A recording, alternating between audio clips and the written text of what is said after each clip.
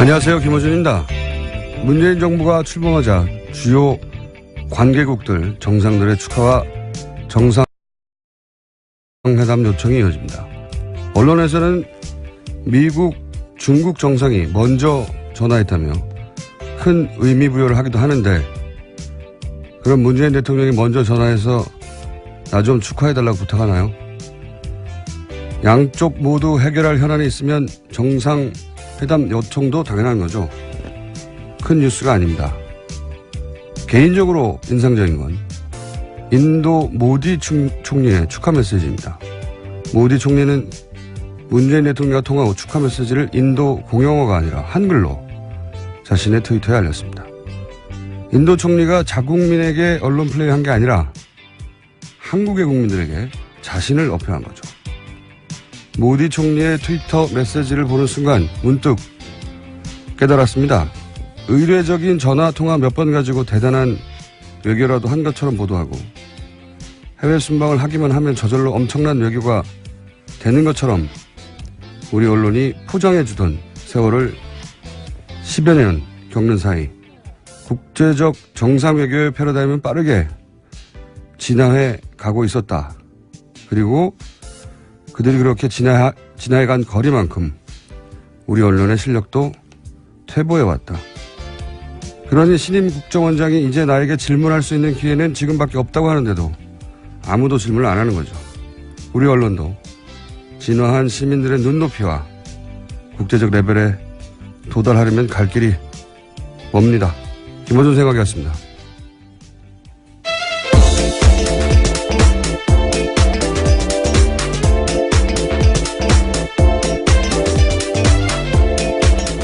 시사인의 김은지입니다.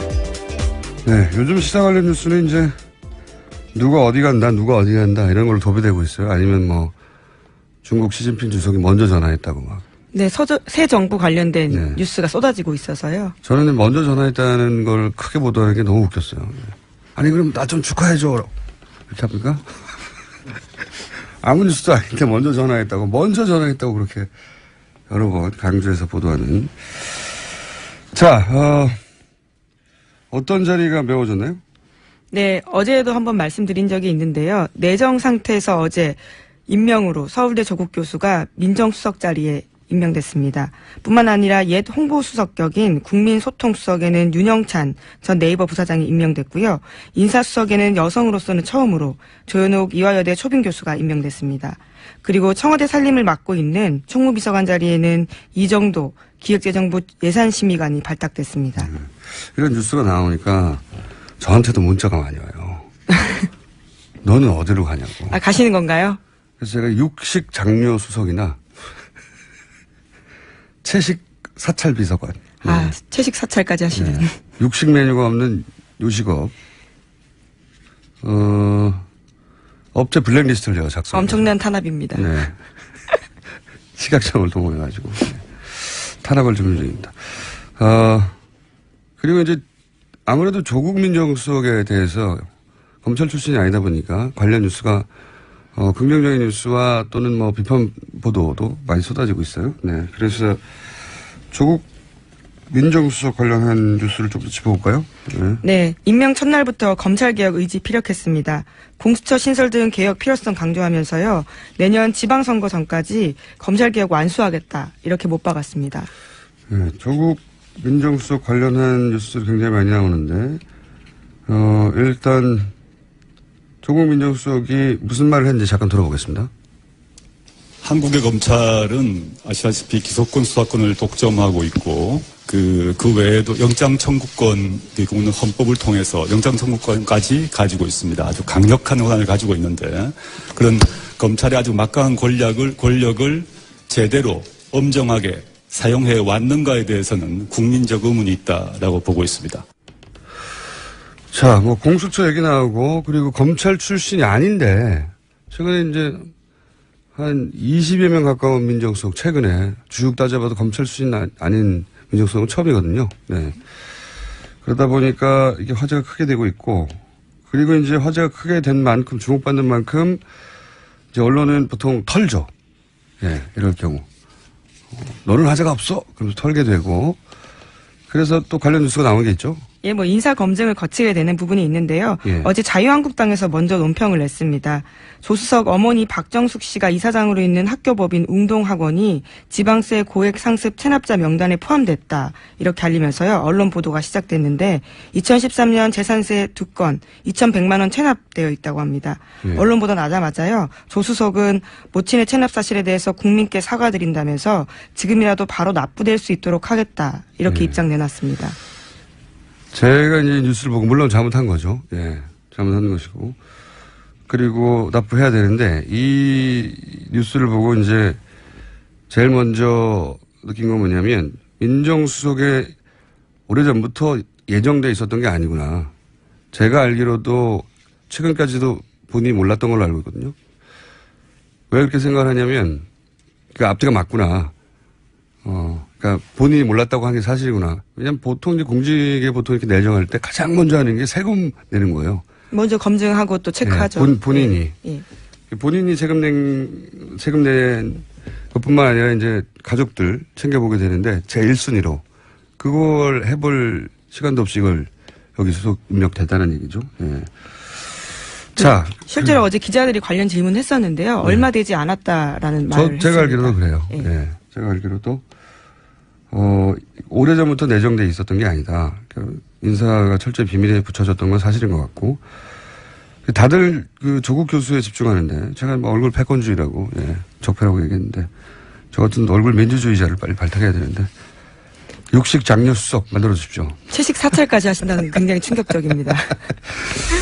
근데 저는 이 총무비서관에 대해서 주목하는 분들 별로 없는데 저는 총무비서관 임명이 이 문재인 정부를 상징하는 인사라고 봐요. 네. 저 개인적으로는. 굉장히 눈에 띄었습니다. 예.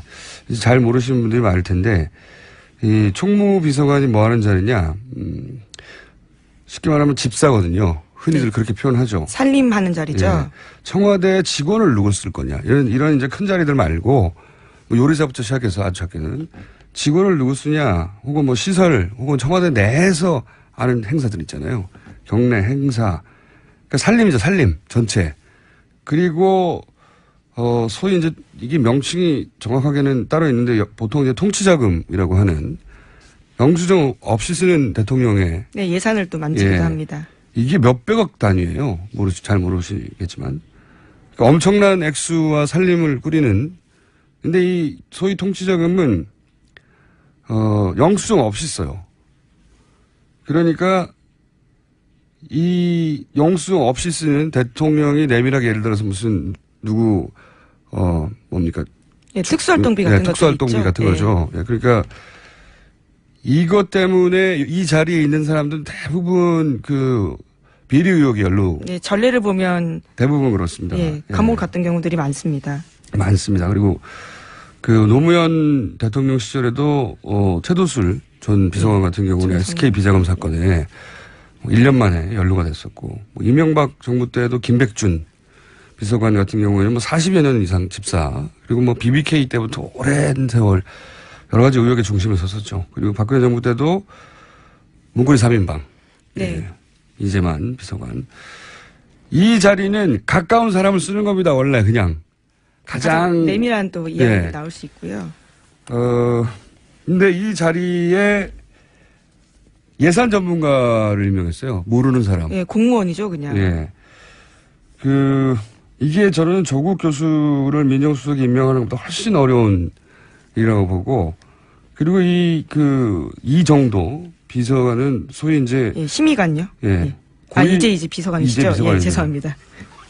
이 고위 공무원들 대부분 행시 출신이거든요. 이분은 그냥 공채 출신이에요. 예, 7급 예. 공무원으로 시작했다고 합니다. 예산 전문가예요, 그냥. 그래서 예산 전문가가 와서 그냥 예산 다루듯이 하라고 한 거예요. 저는 이게 제일 인상적인 인사다. 네. 그 이전까지만 해도 언론에서도요, 하마평 측근들 이야기가 주로 나왔었는데 깜짝 인사였습니다. 그렇죠. 한 번도 안 그런 적이 없기 때문에. 네. 그러니까 조국 수석이 이제 검찰 개혁과 그리고 이제 얼굴 패권주의 때문에 자꾸 거론되고 있는데 가장 인상적인 인사는 언론이 주목해줘야 되는 인사는 제가 보기에는 총무비서관 자리입니다. 네. 이 비서관이 오히려 이제 시스템적으로 하겠다는 거죠. 예. 문재인 정부의 더 투명하게 하고 예. 문재인 정부의 철학과 저랑 상징하는 인사였다. 저는 그렇게 보고요. 자, 다음 뉴스 어떤 게 있습니까? 네, 문재인 대통령이 어제 새로 임명된 참모진들과 점심을 함께하면서 최순실 국정농단 사건과 세월호 사건에 대해서 재조사에 대해서 언급했다고 합니다.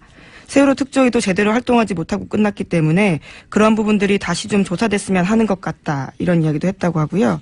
또 지난번 국정농단 사건에 대한 특검 수사가 기간이 연장되지 못한 채 검찰 수사로 넘어간 부분을 국민이 걱정하고 있어서 그런 부분을 검찰에서 좀 제대로 수사할 수 있도록 해줬으면 좋겠다라고 조수석에게 이야기했다고 합니다.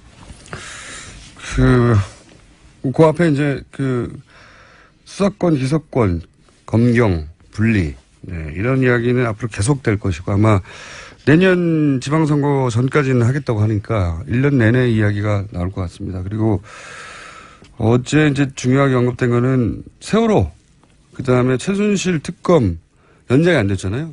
이 두 가지 다시 하겠다는 얘기죠. 예.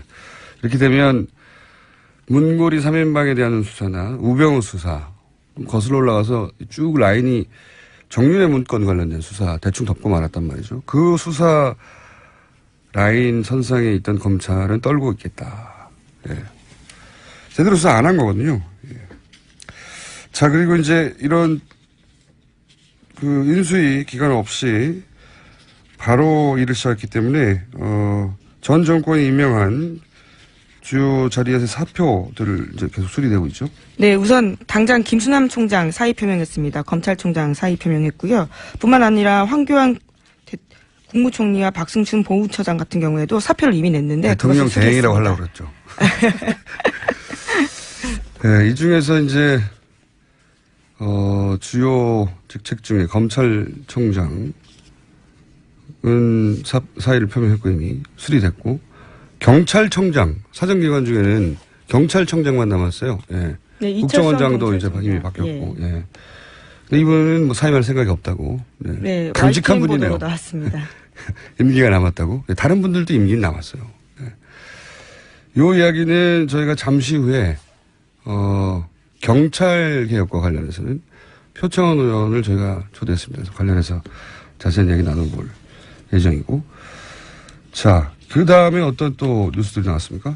네, 문재인 대통령 아베 신조 일본 총리와 전화통화하면서 국민 정서와 관련해서 위안부 합의는 수용하지 못하겠다라는 이야기를 했다는 보도가 나왔습니다.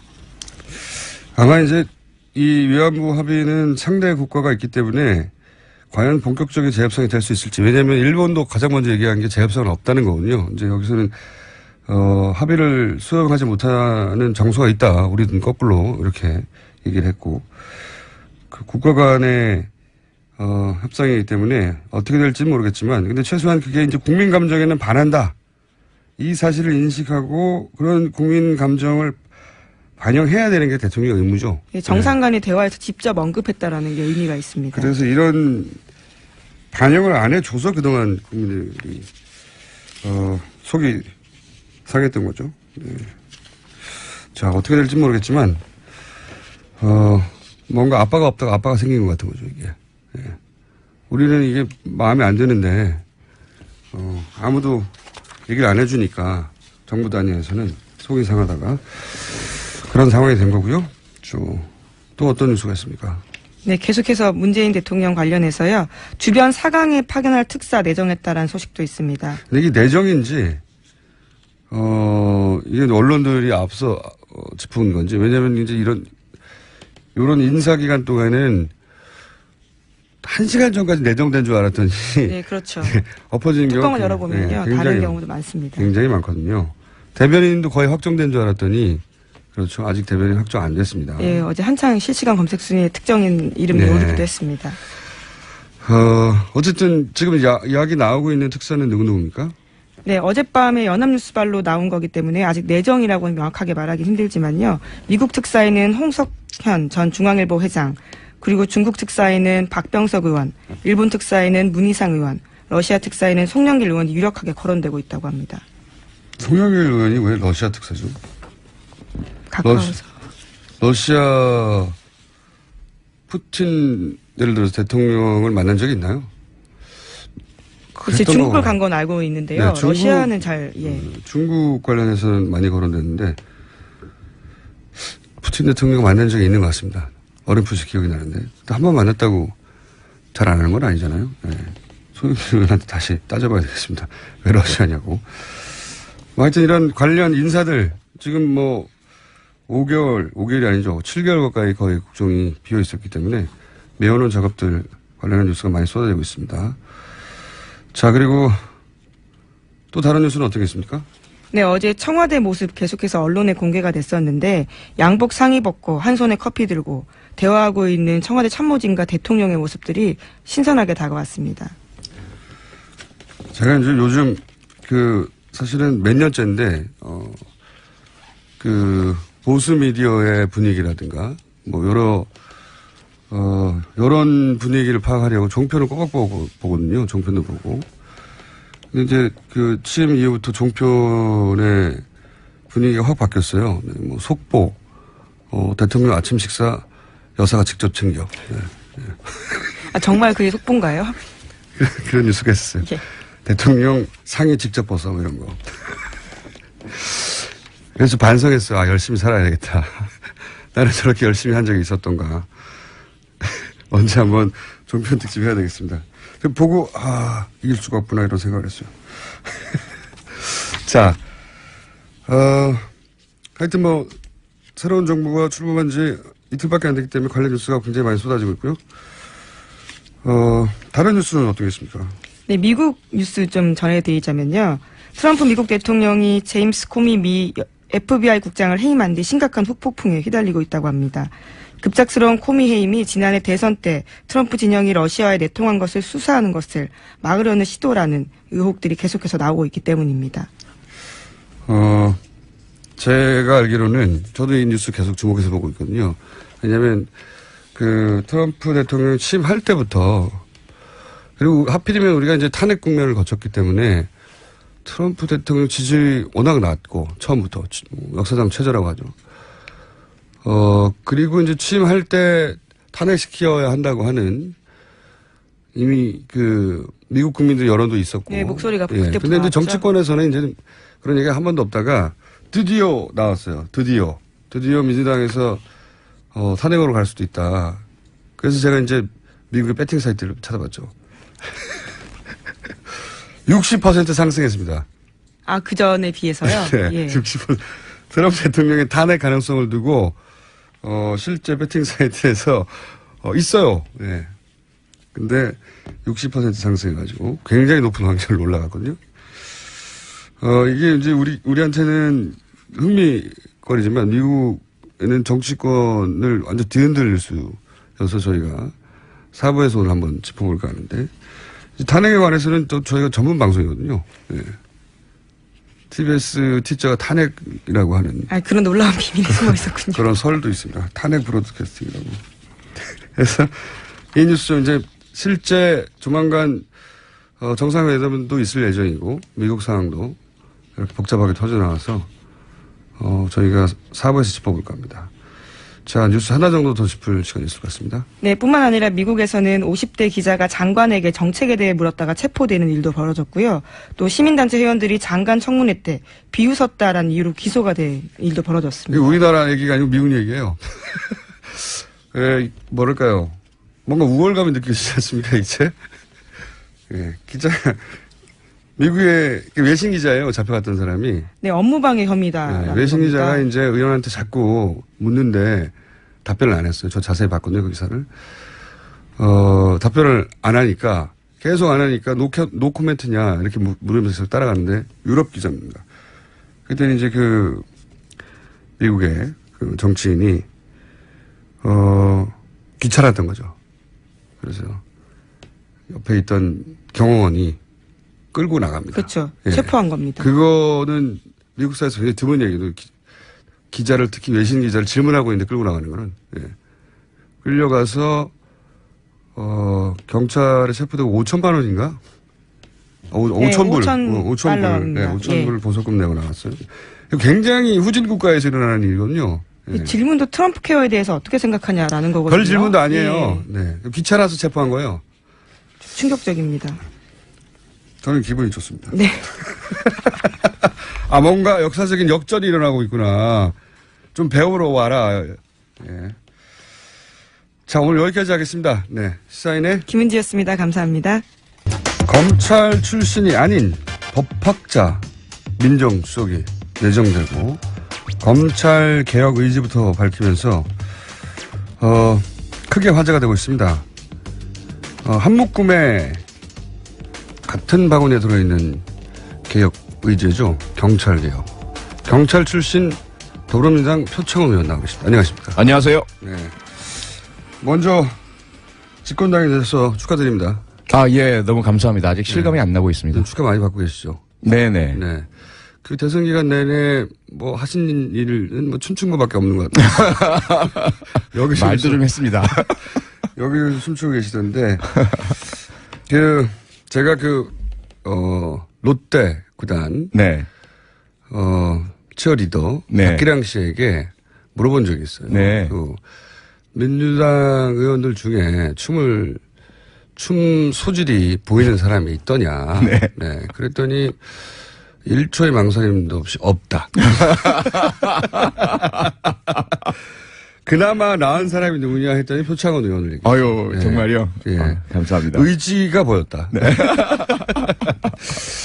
자, 이야기는 여기까지 하고요. 지금 이제 인수위가 없다 보니까 네.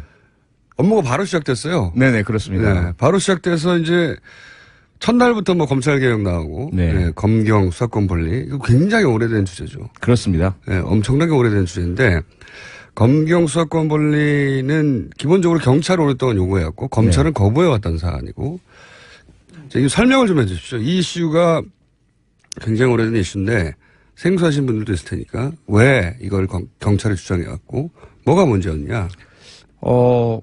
대한민국 헌법 제정, 재헌국회부터 시작된 문제고요. 네. 그리고 정부 수립과 함께 시작된 문제인데요. 네. 이게 왜 그러냐면 기본적으로 범죄 수사와 기소라는 것, 이것은 아주 막강한 권한 아니겠습니까? 그렇죠. 그런데 대개 우리나라가 미군정 하에 있게 되면서 네.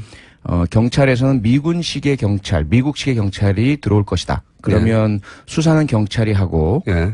검찰은 기소만 하는 이러한 형태가 될 것이다라는 기대를 했고요. 네. 그리고 패전국 일본에도 그러한 제도가 강제로 이식이 되었었거든요. 네. 그런데 그러니까 제가 알기로는 네.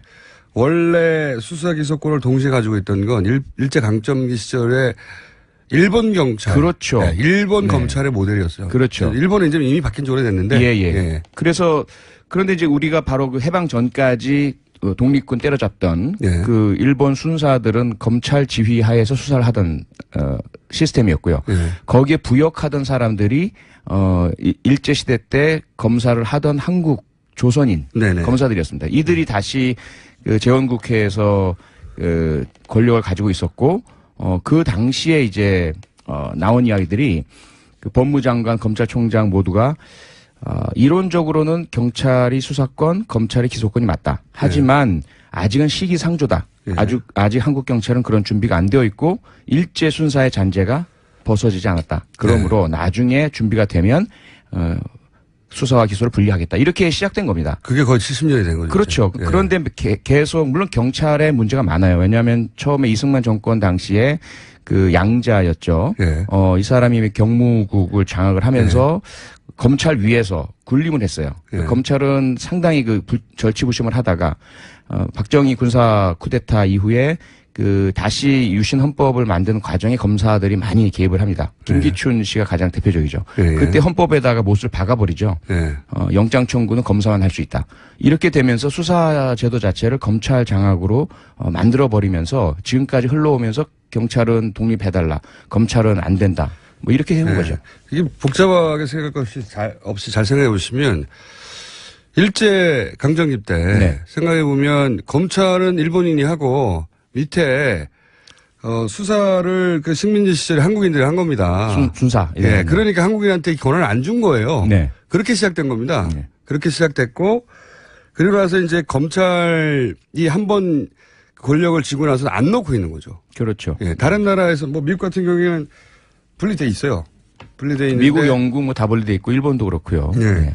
경찰이 수사하고 기소는 검찰이 하고 아주 간단한 건데 우리나라에서는 검찰이 경찰을 수사 지휘하게 돼 있는 거죠.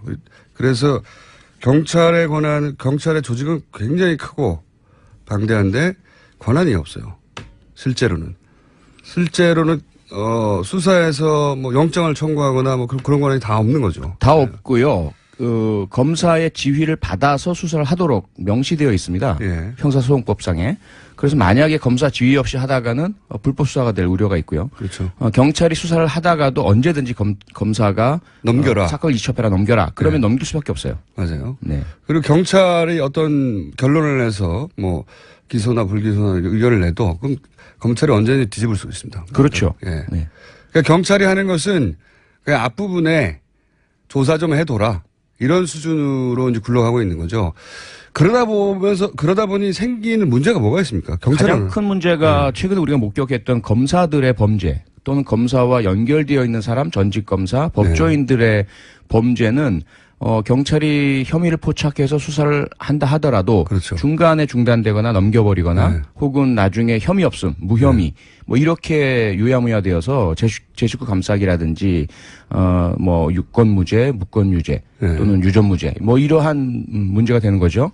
재벌들 역시 마찬가지로 검찰들을 꽉 잡고 비호하고 하다 보니까 재벌들도 언론에 의해서 크게 문제가 되지 않는 한 또는 권력이 밉보이지 않는 한 아무리 불법적으로 그 세금을 안 내고 경영권 승계를 하고 또는 노동자를 탄압하고 해도 전혀 뭐 수사 대상이 되지 않거나 그렇죠. 혹은 뭐 무혐의 처분되거나 이런 것들이 가장 큰 문제죠. 그렇죠. 이제 우리 사회에 이제 막강한 힘을 가진 계층들이 검찰만 잘 구슬리면 되는 거죠. 그렇죠. 네. 그렇죠. 기소하지 않으면 죄가 없는 겁니다. 네. 아무리 실제로 큰 죄가 있어도 기소하지 않으면 법적으로 존재하지 않는 범죄거든요. 맞습니다. 네. 그렇기 때문에 검찰 내부의 문제는 검찰이 덮고, 네. 그리고 검찰 외부에 이제 힘이 있는 사람들이나 또 뭐 재벌이나 검찰을 잘 구슬리면 되고 그러면서 이제 검찰의 힘이 굉장히 비대해지고 그렇죠. 그리고 이제 정치 검찰이 되어갔던 거죠. 지금까지. 네. 얼마 전에 그 우병우 전 민정수석 같은 경우가 대표적인데 네. 그 장인분이 대단한 분이었어요. 네. 이인섭 전 경찰청장에게 뇌물을 줬다가 구속되기도 했던 아주 대표적인 비리 건설업자였는데 네. 딱 우병우라는 사위를 맞아들인 거죠. 검사 한 명만 집안에 들어오면 자신의 그런 불법적인 사업도 얼마든지 다 무마될 수가 있고 네. 뭐 사법적으로 처리되지 않고 확장할 수 있고 뭐 이런 식의 그 검사를 내 편으로 만들자라는 것이 돈 많은 사람들에게 있어서는 아주 뭐 유행 같은 일이죠 대한민국 사회에서. 그리고 이제 뭐 검찰 이제 뭐 재벌들이 소위 이제 표현으로는 장학생이라고. 네, 그렇죠. 네. 장학생. 네. 예, 뭐 그 실제로 밝혀진 정확하게 실제로 밝혀진 바는 없는데 그 당시 그 삼성 엑스파일이라고 사실 많이 드러났죠. 예. 네, 노회찬 전 의원이 그걸로 의원직 상실하고. 그 실제로 드러났다는 게 이제 제 말은 이제 기소되고 재판받고 해서 예, 그렇죠. 그건 그렇죠. 없어요. 네. 없는데 그때 이제 그 엑스파일에도 있었고 네. 또 그리고 이제 삼성공화국 네. 그때 썼던 갑자기 이름 생각나요. 김영철 변호사. 전 변호사. 네. 네. 삼성 변호사 출신이 삼성을 말한다. 네. 그분도 얘기를 했죠. 자기가 그런 일을 했었는데 네, 스스로가 했다고 얘기를 스스로 했죠. 했는데 네.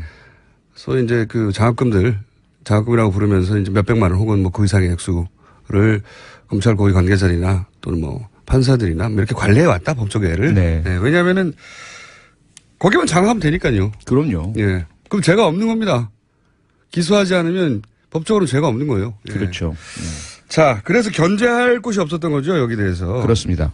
그래서 이제 공수처를 만들기도 하고 따로. 네. 그리고 경찰이 지금 요구하는 건 그럼 수사권을 달라는 겁니까? 그렇습니다. 그러니까 수사를 지금 행하고 있는 것을 법적으로 현실화해달라는 것이고요. 수사는 원래 이미 하고 있었죠. 원래 하고 있죠. 네. 그리고 언제든지 그 검사가 앞서 말씀드린 것처럼 경찰 수사를 중단시키거나 개입하거나 왜곡시키거나 혹은 영장 청구를 해줘야 되는데 하지 않고 계속해서 불합리한 재수사 지휘를 한다거나 이러한 검사의 전행을 막아달라는 거죠. 그 외에 이제 그 영장 관련한 권한은 어디까지 요구합니까? 바라는 거는 개헌이죠. 앞서 개헌? 말씀드린 것처럼 헌법에 못을 박아둔 그렇죠, 검사만 영장을 청구할 수 그거 있다라는. 쉽지 않겠는데. 근데 지금 개헌 논의가 있기 때문에. 그때 같이 해달라? 그렇죠. 네.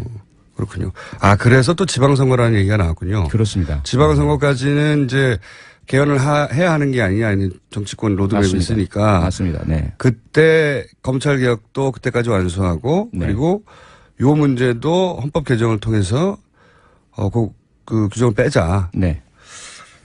헌법까지 건드리는 일이라 쉽지 않은 얘기를 하겠습니다. 보니까. 그렇습니다. 네. 네. 그럼 영장 청구는 지금까지는 영장 청구도 이제 검찰만 할 수 있었는데 그 인신구속은 아니어도 예를 들어서 뭐 물건에 대해서 혹은 압수수색. 뭐 압수수색하거나 네. 아니면 계좌 통신기록, 추적. 예. 네. 통신계좌. 네. 통신계좌 네. 이런 권한도 없어요 경찰에.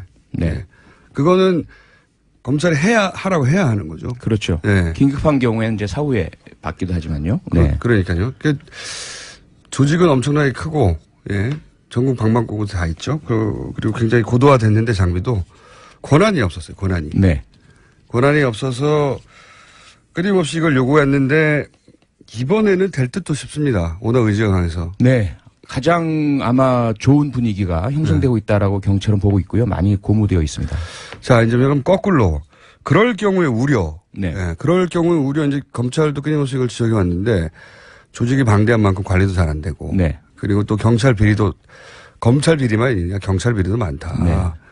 그러면 똑같은 논리로 그렇게 방대한 조직을 가지고 그 구석구석에서 벌어지는 그 비리들은 또 어떻게 막을 거냐. 이런 권한을 주면 검찰이 하던 걸 경찰이 하게 될 뿐 아니냐. 네. 이런 논리도 있지 않습니까? 맞습니다. 그게 앞서 말씀드린 것처럼 재헌의회에서 논의되던 건데요. 예. 수사권을 지금 상태에서 경찰로 넘겨주면 경찰 파쇼가 된다. 예. 그런데 그것은 검찰 파쇼보다 더 무섭다. 이런 논리였는데요. 조직도 크고. 예. 그러다 보니까 경찰 개혁이라는 것이 반드시 선결 내지는 병행 조건이 돼야 되는 것이고요. 예. 그래서 늘 같이 논의되던 것이 지방자치경찰제입니다. 어허. 경찰을 이렇게 방대한 하나의 국가 중앙 집권적 조직으로 둘 것이 아니고 각 지방으로 분권화 시켜 놓으면 경찰의 힘이 약화될 것이고 나뉘어질 것이고 감시도 수월하고 만약에 수사권을 악용을 해서 비리 범죄를 저지른다면 이에 대한 통제나 적발도 가능해진다라는 것이고요. 또 하나는 경찰청장이 지금처럼 대통령의 어떤 수족처럼 네. 그렇게 정치적으로 남용되는 경찰은 무섭다. 여기에다 수사권까지 더해지고 정보권까지 있는 상태에서 네. 총까지 차고 있고 그래서 이런 부분들 때문에 경찰청장의 인사에 있어서의 투명성 그리고 경찰 내부의 인사의 민주적 통제 장치 그런 부분들이 요구가 되고 있는 거죠. 자체적으로 그러니까 검찰을 그렇게 강도 높게 물론 검찰 힘이 너무너무 셉니다. 네. 비교할 수 없이 막강하고 그래서 이제 검찰 개혁 먼저 얘기 나왔는데 권한을 나눠 가진 만큼 경찰의 대대적인 내부적인 어떤 개혁이나 개편이나 이것도 있어야 되겠네요. 그렇지 않으면 명분이 안 쓰잖아요. 당연합니다. 네. 네. 그걸 누가 합니까 근데? 그동안 당은 당대로 저희 네. 더불어민주당 내부에서 저도 참여한 경찰개혁 프로젝트를 계속 진행해 왔고요. 그 다음에 문재인 캠프에서도, 당 내부 경선 때부터 줄곧 경찰 개혁에 대한 프로그램을 만들어 왔습니다. 그리고 지금 이제 시작되는 청와대 그리고 이제 정부 조각이 되면 정부에서도 지금 검찰 개혁과 함께 경찰 개혁을 강하게 추진할 것으로 지금 알고 있고요. 네. 문제는 그 경찰개혁이란 거 역시 입법이 같이 되어야 되는 것이거든요. 예를 들어 경찰위원회의 위상을 강화시킨다라든지 혹은 감찰 조직을 외부로 뺀다든지 지방자치경찰제를 만든다든지 또는 경찰의 수사 기능을 다른 일반 행정 기능과 분리시킨다든지 이러한 부분들은 반드시 입법이 전제가 돼야 되기 때문에 국회에서 동의를 또 해줘야 되는 부분이 있죠. 네. 갈 길이 머네요. 네. 그리고 이게 복잡한 문제라 일반 시민들의 입장에서는 사실 지금 정치적 관심도가 최고조에 달한 네. 시민들이 워낙 많아서 맞습니다. 이런 이슈에 대해서 막 들여다봐요. 네. 네, 들여다보고 웬만하면 공부해서 지지 여부를 결정합니다. 요즘은. 예. 지난 대선에 유치원 논란도 네. 모르는 분들 많았거든요. 정말로. 그렇죠. 저도 처음 듣는 단어도 많이 등장하고. 네. 하루 이틀 사이에 공부해가지고 바로 따라잡아서. 그러니까 기자들이 몰라서 단서를 병설로 네. 잘못 기사화한 것이 사실 단설 병설은 있죠. 그 업계에서 나는 얘기지. 그러니까 네. 근데 이제 하루 이틀 내에 따라잡아서 시민들이 습득한 다음에 네. 자기 판단을 결정하고 지지 여부와 철회를 결정하잖아요. 그렇죠. 네. 이 문제도 이제 본격적으로 시작되면 금방 공부해가지고 맞습니다. 따라붙을 거거든요. 네. 그래서 경찰도 제대로 못하면 지금은 이제 검찰에 대한 불신이 워낙 크니까 네. 검찰부터 일단 때리는데 경찰에 대한 불신도 적진 않아요. 맞습니다. 네. 네. 같이 두드려 맞을 수 있습니다. 예, 맞습니다. 네. 어떻게 하실 겁니까? 잘해야죠. 아니 근데 네. 또 얘기하다 보니까 검찰총장은 좋다. 네. 개혁하십시오. 저는 물러나겠습니다. 임기 남았는데 던졌지 않습니까? 예. 물론 이제 의원님의 책임은 아니고 근데 물을 사람이 없으니까 의원님한테 여쭤보겠는데 네. 경찰총장은 근데 지금 꼭 물러나야 된다는 게 아니라 예. 이런 여러 가지 계획의 이야기가 나오니까 네. 이제 새로운 정부에 부담을 주지 않겠다는 차원에서 보통 사표를 던지거든요. 네. 던져놓고 네. 아니다 당신이 계속 하시오. 네. 당신이 적임자니까 전 정권이 임명됐더라도 상관없이 계속 하시오. 뭐 이런 결정권을 던지겠다는 의미죠, 보통은. 예. 그럼 수리하기도 하고 아니면 계속 가기도 하는데 이분은 본인이 계속 하겠다고. 네. 다만 이제 차이가 있는 것은 네. 김수남 전 검찰총장의 경우에는 명분으로 내세운 사유는 네. 사실은 그 전부터 자신의 임명권자인 박근혜 전 대통령을 구속하게 되면서부터 네. 자신은 그 결정과 함께 검찰총장 자리에 있어서는 안 되는 그런 상황이었다. 하지만 대통령도 안 계시고 법무부 장관도 안 계시는데 검찰총장하죠. 뭐 이러한 것이었고 이철성 경찰청장 같은 뭐 두 사람 다 법적으로 임기가 보장되어 있기 때문에 그렇죠. 네. 이런 부분은 과거에 정권이나 또는 뭐 대통령의 의지에 따라서 뭐 하루 아침에 갑자기 갈려버리고. 근데 과거에는 네. 나가라고 그랬죠. 나가라 그랬죠. 아예. 네. 네. 나가라고 그랬는데 이번에는 다들 알아서 나가주기를. 다들 탄핵을 거치기도 하면서 네. 그러니까 그 전 정권이 이제 분명하게 실패하고 끝나면서 그때 임명됐던 분들이 그러면 새로운 정부가 새로운 방식으로 운영을 할 거면 네. 선택권을 임기가 보장됐기 때문에 나가라 할 수가 없고 네. 또 새로운 정부의 이 스타일상 나가쇼 이런 스타일도 아니니까 아니죠. 네. 선택권을 주는 거란 말이죠. 새 그렇죠. 정부에게. 맞습니다. 네. 재신임이 해달라. 그럼 계속 가겠다. 네. 아니다. 그것까지는 저는 이해가 가는데 이 경찰청장 이철수 경찰청 뭐 특별히 잘했다 잘못했다가 아니라 그런 선택권을 정부에 주지 않고 저는 임기를 다 채우겠습니다라고 직접 먼저 말하는 게 네. 뭡니까 포부인가요? 반드시 이해를 하고 싶어서. 네. 우선은 이제 좀 복잡한 문제가 있습니다. 아, 그래요? 그 개인적인 부분과 조직적인 부분이 있죠. 경찰 조직적인 부분을 보자면 너무 단명의 경찰청장들에 의해서 좀 비극적인 그 정치적 휘둘림을 당해왔던 경찰. 그러다 보니 경찰청장들이 가급적이면 임기를 맞춰주기를. 2년이죠, 2년. 네. 강신명 전 경찰청장이 그 우여곡절 끝에 임기를 마친 것만으로도 그거 하나가 업적이다. 이렇게 나올 정도였거든요. 검찰 내부적으로는 하도 팔이 목숨이니까 이럴 때 오히려 버텨달라는 요구가 있군요. 그렇죠. 근데 문제는 개인적으로 이철성 경찰청장은 임명 당시부터 여러 가지 논란이 있었죠. 논란이 많았고 과연 우병우와 관련이 없겠느냐. 그런 그렇죠. 음주 왜냐하면 사고 다이어리에 등요. 등장했었기 때문에. 이런 부분들 그러다 이제 다이어리 때문에 최순실까지 이어진 것이고요. 그다음에 이제 본인이 말 실수했는지는 모르겠지만 공개석상에서 기자들 앞에서 자신은 박근혜 정권과 운명을 같이 하겠다 이런 말을 한 적이 있었고요. 아 그래요? 예.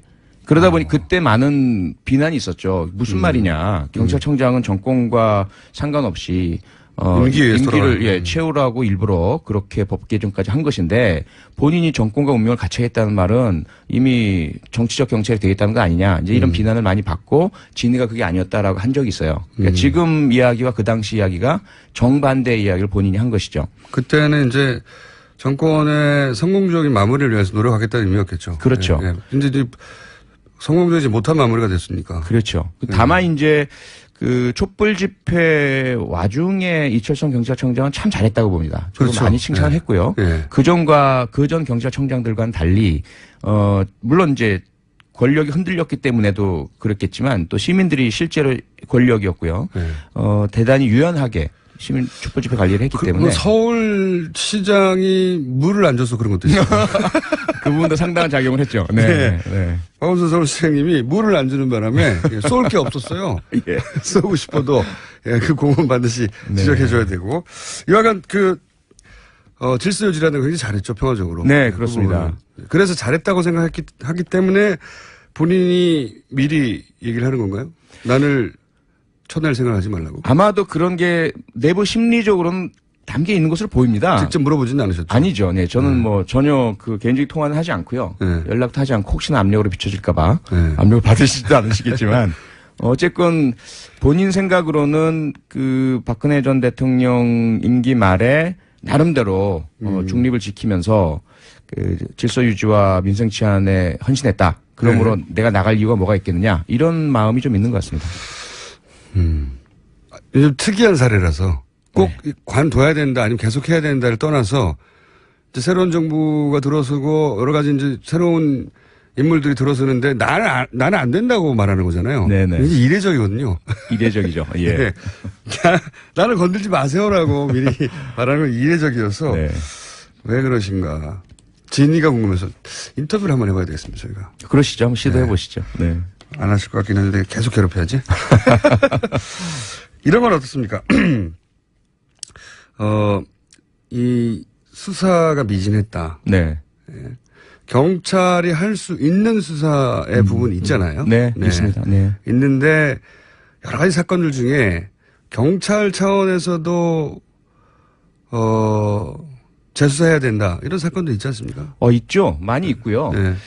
가장 대표적인 것이 아마도 그 백남기 네네. 국민 사건. 예, 예. 그 다음에 그 박근혜 전 대통령 오촌 안에 벌어졌던 오촌 살인 사건. 그 수사는 경찰이 했기 때문에요. 처음에. 그렇죠. 예. 처음부터 경찰이 시작했고 경찰이 마무리 지었죠. 무혐의 처분, 자살로 마무리 지었던 사건인데 예. 의문과 의혹이 많이 남아 있고요. 검찰이 끼어들 여지도 없이 네. 오촌 살인 사건 같은 경우에는 경찰이 현장에 갔고 경찰이 자살로 결론냈고 그리고 네. 끝났어요. 그냥. 그렇습니다. 예. 다만 여기서 문제는 검찰의 지금의 헌법과 형사소송법 체계에서라면 그러한 경찰의 내사종결에 대해서 승인하면 안 되었던 것이죠. 의혹이 네. 있다면. 근데 네. 그것도 동조한 것이죠. 네. 사후적인 공범 같은 그런 역할이고 다만 그 전 단계에서 문제가 되는 것은 뭐냐면 박근혜 정권 임기 초기에 김학의 예. 전 법무차관이 원주에서의 그 처음엔 접대라고 했다가 네네. 나중에 그것이 폭행이었던 것으로 네. 피해자 진술로 확인되는 사건이었는데 이걸 정권의 뜻에 반해서 열심히 수사를 했었어요. 네. 하다가 이제 미운털이 박혀서 네. 그 수사를 담당했던 경무관부터 시작해서 수사 간부들이 전부 좌천되고 완전히 전형적인 패턴이네요. 예, 그렇죠. 그러면서 경찰은 수사 의지를 꺾어버렸어요, 스스로. 아, 이건 안 되는 거구나. 네. 정권에 반하는 건 절대 하면 안 되는 거구나. 네네. 네. 그러면서 이제 그러한 대표적인 의혹 사건에서 전혀 움직이지 않고 정권 눈치만 보는 그런 모습을 보여왔던 거죠. 그러고 보면은 지난 5년 혹은 길게 잡으면 10년 사이에 경찰이 다시 수사를 하면 어떤 단서들이 다시 잡히거나 혹은 사라졌던 증거들에 대한 재검증을 할 수 있거나 하는 사건들이 좀 있죠. 있습니다. 네. 있죠. 가장 대표적인 것 중에 하나는 지난 대선에서의 네. 국정원 그 여론조작 개입 사건. 네. 그 부분도 완전히 수사가 잘 되었고 처음에는 모두 경찰에서 들어갔다. 수사했죠. 사이버 예, 수사에서. 그럼요. 예, 내부에서. 예. 그러다가 이제 검찰이 이어받아서 검찰도 초반에는 잘했죠. 초반에는 잘했죠. 예, 윤석열 검사가 네. 잘했죠. 네. 예. 그러다가 이제 황교안 당시 법무장관이 네. 공직선거법 적용을 못하게 하고 구속을 못하게 하면서 틀어지고 더 큰 것은 원세훈 전 국정원장만이 아니라 실제로 이 사건에 가담하고 개입했던 사람들 그리고 그 이후에 경찰 수사 초기에 수사 과정에 왜곡이 일어나고 허위 중간 수사 결과 보고를 하는 그 과정 내에서의 모든 사실이 드러나질 않았어요. 경찰과 검찰이 밝혀냈던 수많은 증거들이 채택이 안 됐죠. 그렇습니다. 예. 네. 엄청난 몇만 개, 몇십만 개의 네. 그런 데이터들이 인정이 안 됐어요. 네. 법정에서. 사실 되짚어보기 시작하면 경찰이 제대로 된 수사권만 주면 할 수 있는 일이 많겠네요. 많습니다. 예. 네. 그러면 이게 이제 검찰 얘기도 물론 들어봐야 됩니다. 예. 오늘은 이제 의원님만 모시고 이제 이 얘기를 했는데 이제 검찰 출신 의원님을 모시고 그럴 경우에 우려도 얘기해봐야 되고 네. 두 분 다 모시고 싸움 붙이는 것도 해야 되고. 예. 그것도 괜찮을 것 같습니다. 네. 싸움 붙이는 게 네. 저 전문이니까. 이럴 때 가장 일반인들이 쉽게 만나는 건 경찰이거든요. 그렇습니다. 네. 그리고 그 일선의 경찰들이 뭐 그 동네 업자들에게 네. 뭐 이렇게 돈을 먹었다 이런 얘기는 참 많잖아요. 네. 요런 데 대한 방지 네. 또는 구체적인 어떻게 그걸 막을 것인가? 완전히 없앨 수는 없겠지만 사람 사는 세상에서 네네. 이런 보관들을 가지고 얘기가 시작되지 않으면 계속 거기 공격받을 것 같아요. 맞습니다. 사실은 그런데 그 자체도 검경 간의 견제와 균형, 수사와 기소의 분리 내지는 예. 분점이 그 하나의 해결책일 수가 있어요. 왜냐하면 지금 그 검찰과 경찰 간에는 묘한 적대적 공생관계가 되어 있습니다. 그렇겠죠. 예. 아시겠지만 그 백남기 농민 사건 같은 경우도 검찰이 수사권을 틀어쥐고 있음에도 불구하고 수사를 하지 않아요. 한 번도 제대로 피의자들 소환도 해본 적도 없고, 고발인 조사도 제대로 한 적이 없어요. 그것은 뭐냐면 자기들이 이 기회에 경찰 내부의 문제를 확실하게 수사해서 피의자를 입건하고 공표함으로써 경찰의 위상도 떨어뜨리고 이거 봐라. 검찰이 훨씬 더 우위에 있고 수사 잘하고 언제든지 문제가 있다면 우리들 밝혀내는데 이것을 수사권을 경찰로 주어버리면 어떻게 될 거냐. 이렇게 말할 수 있는 좋은 사건인데도 안 해요. 그건 왜냐하면 이미 권력을 정점으로 해서 경찰과 검찰이 상호 간에 충성 경쟁을 하고 서로 그런 웬만한 부분들은 감추자라는 거예요. 경찰도 마찬가지로 검사들 비리를 많이 가지고 있습니다. 아, 그래요? 얼마든지 할 수가 있어요. 서로 터뜨릴 수가 있어요? 아, 그럼요. 지난번에 막 터뜨렸으면 좋겠어요, 서로. 아, 그러니까 한번 그 황운하 아시죠? 황운하 현재 수사구조 개혁단장. 이 사람이 그 용산 경찰서 형사과장을 할 때 그 성매매 업소와 연루된 검찰들의 리스트를 확보해서 수사를 막 하고 있었어요. 여기까지 하겠습니다. 네, 또 모시겠습니다. 네네. 차원 의원입니다. 예. 김어준이었습니다. 3부에서 뵙겠습니다. 지도부가 총사퇴를 했습니다. 대선 백서 이야기도 나오고 있는데요. 차기 지도부도 이제 곧 꾸려지겠죠. 원내대표 도전을 선언한 국민의당 유성엽 의원 나와 계십니다. 안녕하십니까? 예, 반갑습니다. 네. 교문위 위원장이시죠? 그렇습니다. 네, 삼선이시고. 예. 자, 이 얘기부터 먼저 해볼게요. 원내대표에 왜 도전하시고? 어떻든 지금 이제 우리 국민의당도 대선 패배로 어려운 상황이고, 네. 또 나라도 뭐 경제 문제라든지 또 남북 문제, 이거 상당히 위기 상황입니다. 그래서, 어떻든 국회를 생산적인 국회로 만들어야 하는데, 우리 국민의당 스스로를 추스려 보면서 국민의당이 어떤 경제 문제, 안보 문제, 또 남북 문제 위기 등을 이렇게 극복해 나가는데 좀 주도적인 역할을 했으면 좋겠다. 그 와중에 이제 제가 원내 사령탑으로서 그 역할을 해보고 싶다. 네. 예, 그래서 나옵니다. 자, 그 호소는 이제 국민의당 의원들에게 하셔야 되고, 원내대표이기 때문에 의원들이 뽑는 거거든요. 네. 도전 선언을 하셨는데, 다른 얘기 전에 이제 그 얘기부터 해보죠. 대선 백서 얘기가 나오지 않습니까? 예. 대선 백서를 만드는 건 중요하죠. 지난번 2012년에도 민주당 백서를 오랜 시간에 걸쳐서 만들었고, 패배 요인에 대해서 굉장히 이제 어떤 의미에서 잔인할 만큼 냉정한 평가들이 거기 담겼고, 그 백서를 기반으로 해서 다시 민주당이 전략을 수정하고 여기까지 왔다. 이렇게 볼 수 있습니다. 그러니까 국민의당도 이 백서가 굉장히 냉정하고 엄정해야 되는 거죠. 예. 네. 뭐 이겨도 백서는 필요한 거라고 봐지는 그렇죠. 거고요. 네. 이겨도.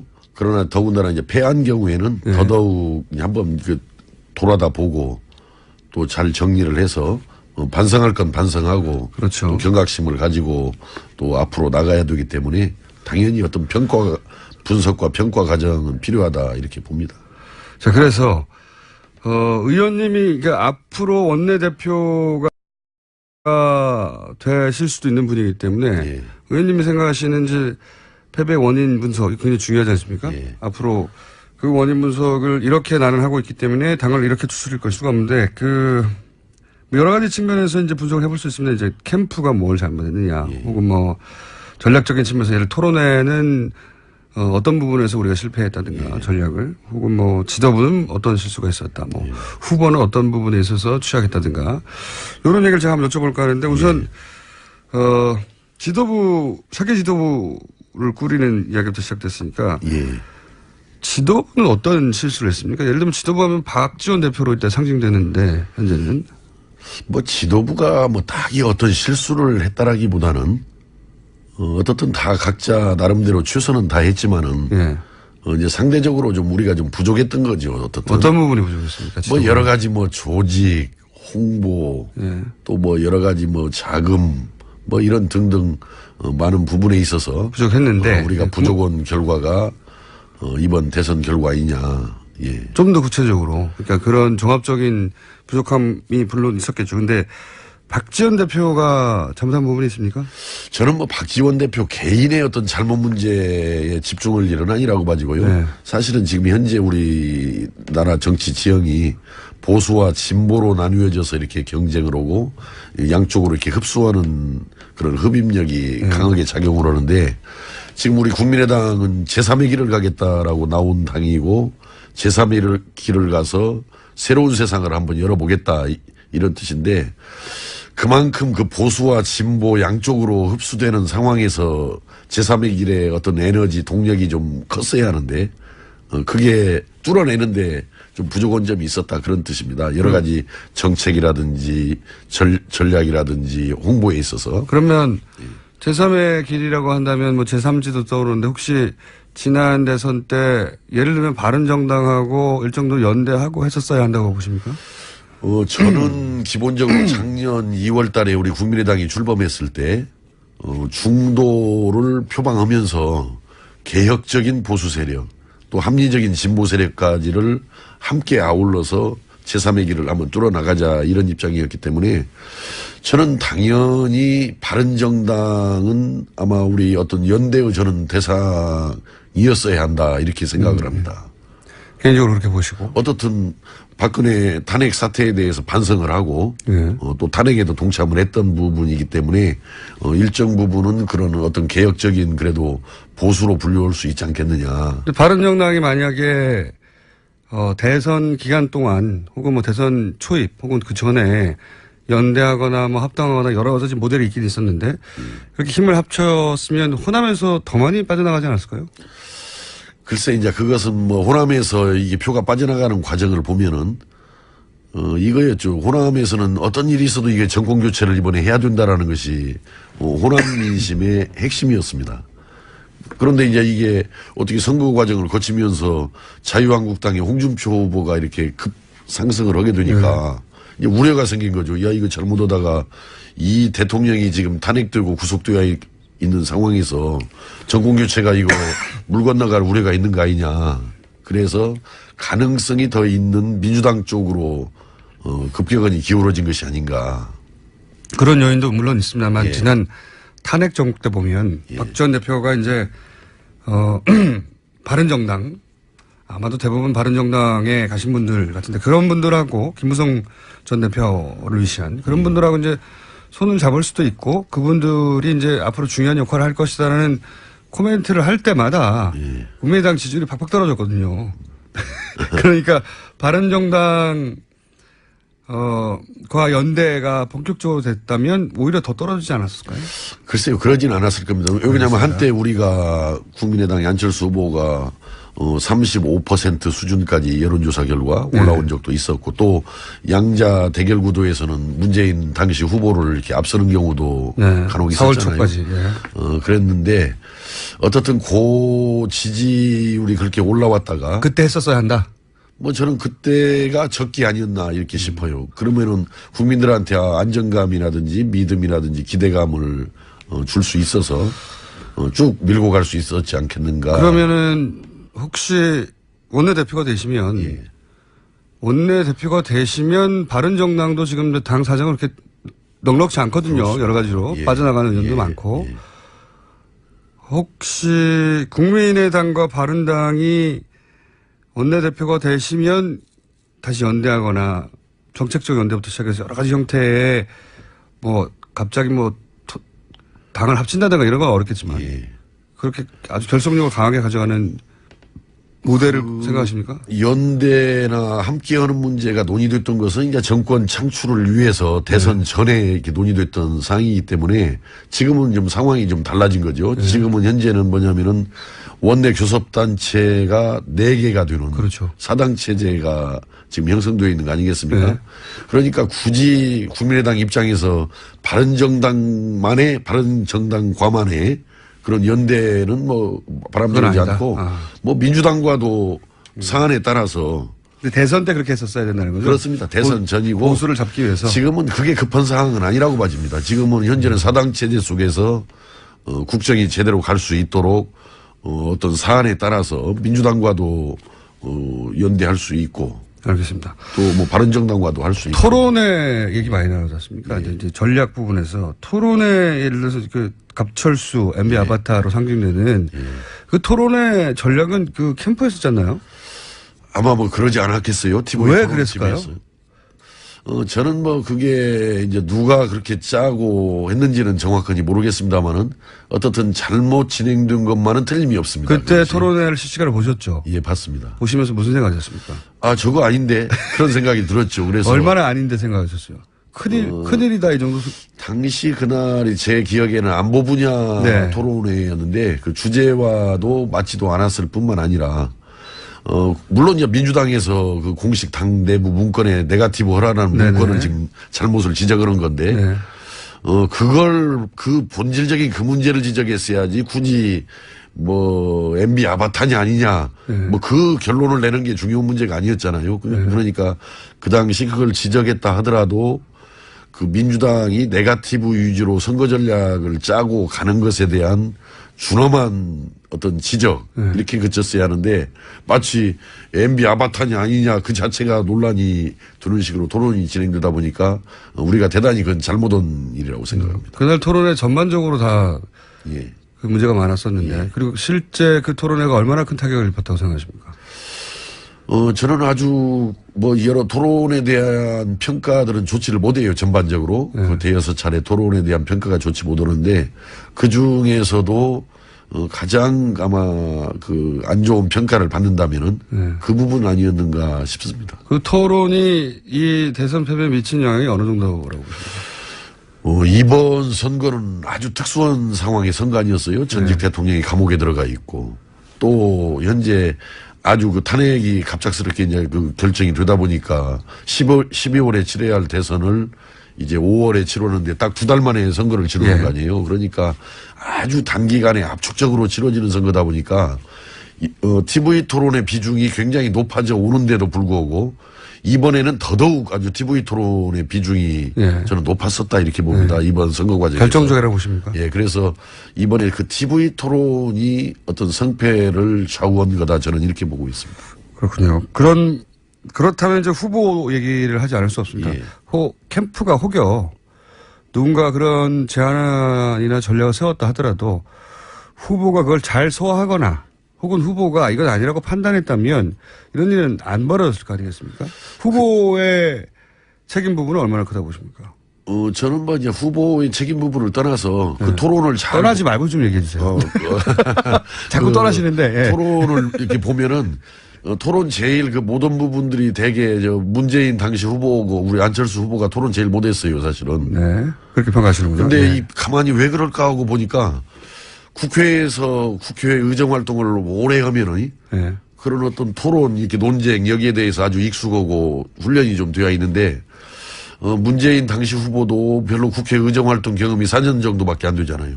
우리 안철수 후보도 아마 한 4년 정도 될라나요?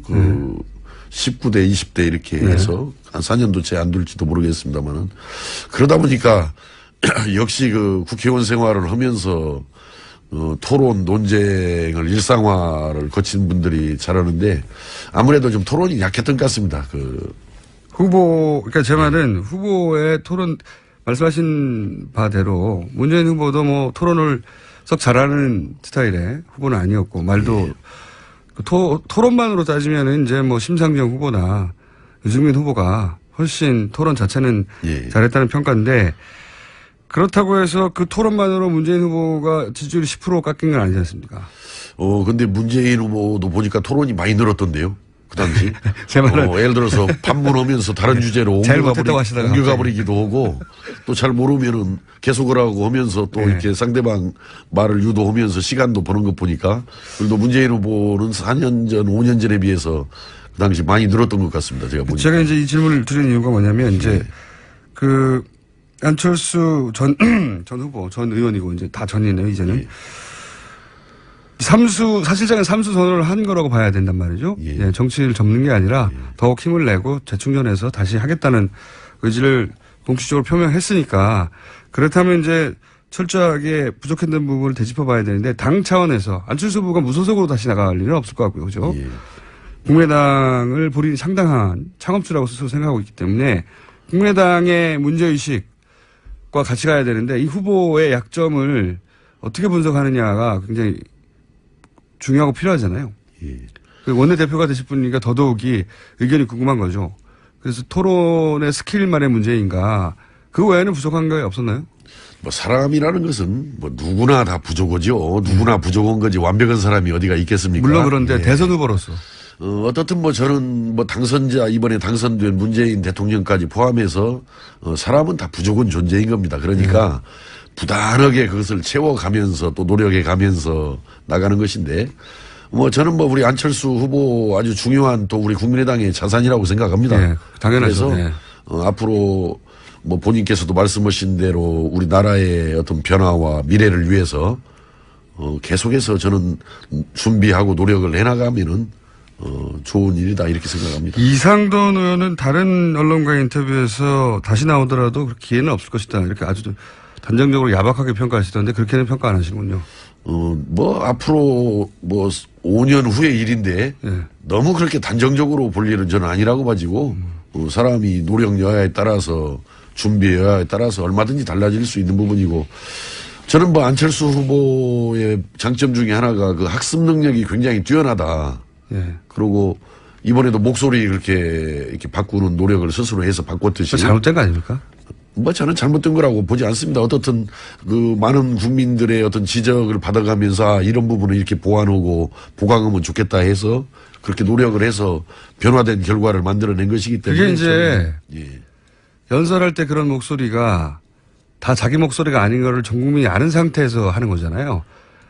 우리가 애초에 안철수 전 후보의 목소리를 모르는 상태라면 모르겠는데 다 알고 있는데 그렇게 하니까 그걸 노력으로 이해해 줄 수도 있지만 뭐 어색하다 그렇게까지 꼭 해야 되나. 뭐 글쎄요. 이제 보는 관점에 따라서 보는 사람에 따라서 그렇게 보는 분들도 있겠지만은 네. 전반적으로 제가 쭉 여론들을 이렇게 수렴해 보니까 그 부분에 대해서 오히려 긍정적인 평가들이 더 많던데요. 그 목소리 네. 이렇게 새로 바꾸는 노력에서 바꿔진 목소리에 대해서 오히려 뭐 또 아까 그렇게 뭐 부정적으로 보실 수도 있고 네. 그러나 긍정적으로 보는 분들도 오히려 더 많던데요. 지금. 목소리 얘기는 뭐 단편적인 예인데 제 말은 이제 안철수 전 후보가 지나치게 본인의 약점을 보강해야 된다는 생각 때문에 본인이 원래 가지고 있던 장점마저도 그런 연출로 보이게 만드는 역효과 부분이 있지 않았었나라고 이제 말씀드린 거 목소리 얘기 나와서 말씀드린 건데 예, 뭐 그런 부분은 없지 않았을 것입니다만은 네. 부단히 바꿔나가고 이렇게 더 새로운 모습을 국민들께 보여주기 위해서 노력하는 것은 정치인으로서 특히 이 나라의 최고 지도자가 되고자 하는 사람으로서 당연한 노력 방향 아닌가 노력하는 모습 아닌가. 목소리 이야기가 나와서 그런데 의원님 목소리는 박명수 씨 목소리 중후한 박명수 씨 목소리하고 저도 지금 유세를 하도 열심히 하고 다녀가지고 지금 목이 조금 정상적인 목소리가 아닙니다 지금. 그러면은 후보도 큰 잘못이 없네요. 토론에 한번 잘못한 거 빼고는. 글쎄요, 뭐 후보 잘못, 뭐 개인의 잘못만을 너무 따지기보다도 이제 이번에 앞에서도 아까 말씀드린 대로 제3의 길을 뚫는 것이 굉장히 어려운 건데 그걸 뚫기 위해서는 아까 같이 정책, 전략, 또 후보의 개인기 이런 부분들이 다 이렇게 삼박자들이 모든 게 다 되는데 상수 효과를 그런 삼박자가 충분하지 못했다. 이런 측면에서 보는 거고 물론 뭐 대선이라는 게 주인공은 후보기 때문에 대선 후보기 때문에 결국 후보의 부족함도 있는 거죠. 그게 뭐가 부족했는지 제가 여쭤보고 싶었던 건데 자 그러면 예. 아무래도 원내대표로 나가시고 원내대표는 이제 의원들의 표를 받아야 되기 때문에 말씀이 조심스러운 것 같습니다. 그죠? 예. 맞죠? 아니요, 뭐 그걸 제가 원내대표 나가서 표를 의식해서 뭐 그런 것은 아니고요. 그런 그러신 것은 것 같은데요. 아니고 어떻든 원내대표 떨어지시고 난 다음에 나오면 훨씬 더 야박하게 하실 것 같은데요. 아이고 전혀 그 사람이 그렇게 자꾸 바뀌어 쌓고 그러면 벌 받습니다. 그건 아주 벌 받는 거죠. 벌 받는 거죠. 전략, 이렇게 전반적으로 다 부족했다고 이제 총평하신 거잖아요. 예, 어떻든 뭐 결과가 그렇듯이 캠프도 그렇고. 우리가 겸허하게 인정하고 반성합니다. 반성하고. 박지원 대표가 매일 아침 문모닝 한 것은 소위 문모닝이라고 불리는 아침에 눈 뜨면 문재인 당시 후보에 대해서 이제 그 네거티브를 던지는 한마디씩. 그래서 문모닝이라고 이 별명이 붙은. 이거는 도움이 됐다고 보십니까? 원래 이제 그 당시 지금 문재인 당시 후보께서 제일 앞서가는 상황이기 때문에 네. 뭐 앞서가는 후보를 공격하는 것은 뭐 당연한데. 선거 전략으로 너무 당연한 일이고 모든 당이 일단 문재인 후보를 당연히 공격하는데, 하지만은 매일 아침 하다 보니 그게 이제, 문모닝이라고 별칭이 붙을 만큼 꼭 그게 이제 제가 궁금한 건 국민의당 내에서 그게 도움이 됐다고 평가하는지. 저는 뭐 도움이 되고 안 되고를 떠나서 떠나지 마시고. 떠나서 도움이 되고 안 되고를 떠나서 선거 전략으로 뭐 당연한 거였다 저는 이렇게 생각합니다. 뭐 그것이 뭐 크게 잘못된 거다 이렇게 생각하지는 않습니다. 혹시 그게 거꾸로 이제 동호 반복이 이어지다 보니까 점점 식상해지기도 하고 한편으로는 당이 너무 네거티브에 몰두한다는 인상도 주고 거꾸로 문재인 후보 지지자들을 결집시키고 그런 효과는 없었을까요? 상대적으로 뭐 그런 측면이 있었겠죠. 그러나 어떻든 또 이제 그 중도 국민도 있었고 또 반대편 국민들도 있기 때문에 뭐 원래 지지자들이야 당연히 그거 싫어했겠지만은 또 이제 우리가 꼭 원래 지지자들 말고 아직 정하지 않은 부동층이라든지 또 이런 걸 대상으로 메시지를 던진 것이기 때문에 너무 뭐 아프게 받아들이지 않았으면 좋겠습니다. 뭐 선거에서 그게 뭐 또 네거티브라는 게 허위 잘못된 사실을 뭐 말하는 것은 아니었거든요, 그것이. 그러니까 의원님이 만약에 원내대표가 돼서 백서를 꾸미면 이게 한 5장 내로 끝날 것 같은데요. 그러지는 않고요. 저희들 아마 팀을 이제 뭐 위원회라든지 팀을 만들어서 다 차분하게 하나하나 돌아다 봐야 됩니다, 지금. 당내 분위기는 어떻습니까? 마지막 질문. 굉장히 아쉬워하고 예. 또 스스로들 우리가 많이 노력이 좀 부족했구나라고. 당을 떠날 사람은 없을까요? 저는 뭐 현재까지 제가 대선 이후에 의원들 더군다나 원내대표 경선도 있어서 쭉 만나보고 있습니다만은 그런 분은 한 분도 없던데요, 현재까지. 의원님한테는 말 안 하는 거 아닐까요? 뭐 그러지는 않을 겁니다. 그런데 여기에서 대선에서 패배했다고 해서 당을 떠난다라는 것은 글쎄요, 예상하기 어려운. 보통 이제 규모가 작은 당들이 대선 이후에 뭐 당장은 아니더라도 이렇게 이합집산하는 게 이제 과거의 역사인데. 저희들은 그 대선 전에도 네. 우리가 설령 이번에 대선에 이겨도 내년 지선에서 꼭 승리한다는 보장은 없다. 또 설사 이번 대선에 진다고 해서 내년 뭐 지선에서 꼭 뭐 불리하다라는 법도 없다. 그렇기 때문에 이제 그런 생각을 가지고 선거에 임했기 때문에 이번 대선 과정이나 결과를 겸허하게 되돌아보고 반성하고 경각심을 가지고 노력을 해나가면은 내년도 지선을 위해서 정책 개발하고 또 전략 잘 수립하고 또 선거 구호도 잘 만들어서 나가면은 내년 지선 우리가 또 이길 수 있다 이렇게 생각하기 때문에. 근데 이제 우려되는 바는 이제 정권 초기에 보통 국정 지지율 굉장히 높고 그리고 언론도 허니문 기간이라고 이제 비판을 좀 자제하고 그러다 보면은 대통령의 임기가 이제 임기 초반에 굉장히 높은 편이지 않습니까? 그 지금도 이제 국정 지지율 조사하면 뭐 80% 이상 나오는데 뭐 다른 정권들도 그랬습니다, 다들. 그러니까 게다가 인수위도 없기 때문에 굉장히 힘이 막강한 상태에서 앞으로 1년이 지나가고 인기도 높은 상태를 유지할 텐데 그럼 호남에서 이제 대통령의 지지도가 높다 보니까 대통령의 소속 정당인 민주당의 지지도 높을 것이고 그럼 지방선거에서 굉장히 어려워질 수도 있고 그 이후에는 그럼 어떻게 될지 모르는 겁니까? 국민당이? 그렇습니다. 뭐 우리가 이번에 이렇게 졌기 때문에 내년 지선에서 유리하다라고 말하는 것은 너무 어거지 주장이고 꼭 그러나 이번에 졌기 때문에 내년 지선도 희망이 없다라고 볼 필요는 없다. 만약에 내년 지선 성과가 안 좋으면 그 다음에는 국민의당이 예를 들어서 빠져나갈 의원들이 많이 있을 수도 있죠. 저는 그러지 않다고 봅니다. 그 다음에는 총선이기 때문에 더 준비하고 더 노력해서 총선은 2년이나 더 남았습니다. 총선에서 또 막판 뒤집기를 또 해나가는 것이 정당을 하는 사람들의 알겠습니다. 합당한 태도. 원내대표 되시면 네. 되시길 저희는 기원하고요. 되시면 그때 나오셔서는 그때 이제 떠나서 말고 돌아와서로 해 주십시오. 오늘은 너무 많이 떠나셔서 저희가 이제 별칭 떠나서 유성엽 위원이라고. 이것도 이거 돌아온 유성엽으로 예, 하겠습니다. 돌아온 유성엽으로 알겠습니다. 그때 스튜디오 다시 모시겠습니다. 그때 한번 불러주십시오. 네, 예. 알겠습니다. 이때 지금까지 국민의당 유성엽 떠나서 의원이었습니다. 감사합니다. 감사합니다. 친절한 AS입니다. 네, 불친절한 AS라고 불리는 이유는 문자를 거의 안 읽습니다. 굉장히 몇 개만 읽는데 오늘은 제가 브리핑할 때 저는 청와대에서 연락이 오지 않는다. 다만 채식 사찰 비서관 혹은 채식 사찰 장관 또는 뭐 육식관장 수석 이런 거는 제가 관심이 있는데 나머지는 뭐 연락 와도 안 한다고 했더니 채식 사찰 장관으로 꼭 보내겠다고 그리고 육식장려 채식 탄압 정책을 수립해달라고 뉴스공장에서 수립하겠습니다 앞으로. 그리고 이제 송영길 의원이 왜 러시아냐 했더니 인천시장 때 푸틴을 만났고 그때 푸틴이 가스관 등등 관심을 보여서 박근혜 대통령을 만나고 이 문제를 제기하려고 했으나 박근혜 대통령이 당시 무시했다. 뭐 이런 문자를 보내오신 분이 있네요. 얼핏 저도 기억이 납니다.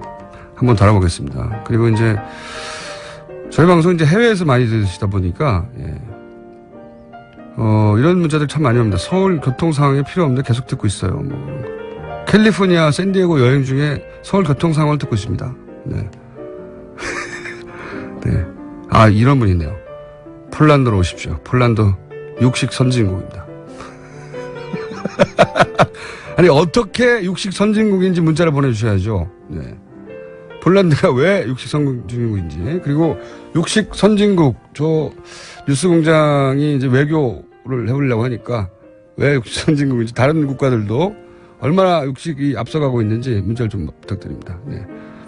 그리고 이제 국교 단절해야 되는 채식 선진국들 리스트 알려주시고요. 여기까지 하겠습니다. 자, 이번에는 미국 한번 짚어보겠습니다. 그렇잖아도 트럼프 대통령과 통화도 했다고 하고 그리고 조속한 시일 내 정상회담 하자고 해서 뭐 국가 간 정상회담 준비하는데 시간이 좀 걸리긴 합니다만 빠르면 6월에도 이루어질 것 같은 상황입니다. 해서 저희 미국 전문가죠. 담당 아산정책연구원의 김지훈 연구위원 나오셨습니다. 안녕하십니까. 안녕하세요. 안녕하십니까 박사님. 네. 6월 달에 이루어질까요? 이게, 그러니까 G20 회의가 독일에 있어요. 이제 네. 이번 7월 7일부터 8일까지. 그러니까 그 전에 이제 만나려고 하는 게 아닌가. 그래서 이제 6월 얘기가 좀 나오는 것 같아요. 그렇군요. 왜 네. 6월이냐? 예. G20가 있으니 그 전에 만나려고 하는 걸 네, 것이다. 그래서 6월 얘기가 나온 네, 것이다. 그런 것 같아요. 그런 일정을 또 다 알아야지 이게 왜 이게 나오는지. 그러면 아무래도 이제 트럼프는 최근에 대선 결론나기 직전에 사드 얘기 많이 했잖아요. 돈 내라고. 그렇죠. 좀 결정적인 역할을 했죠. 문재인 네. 대통령 당선되는데. 그러니까요.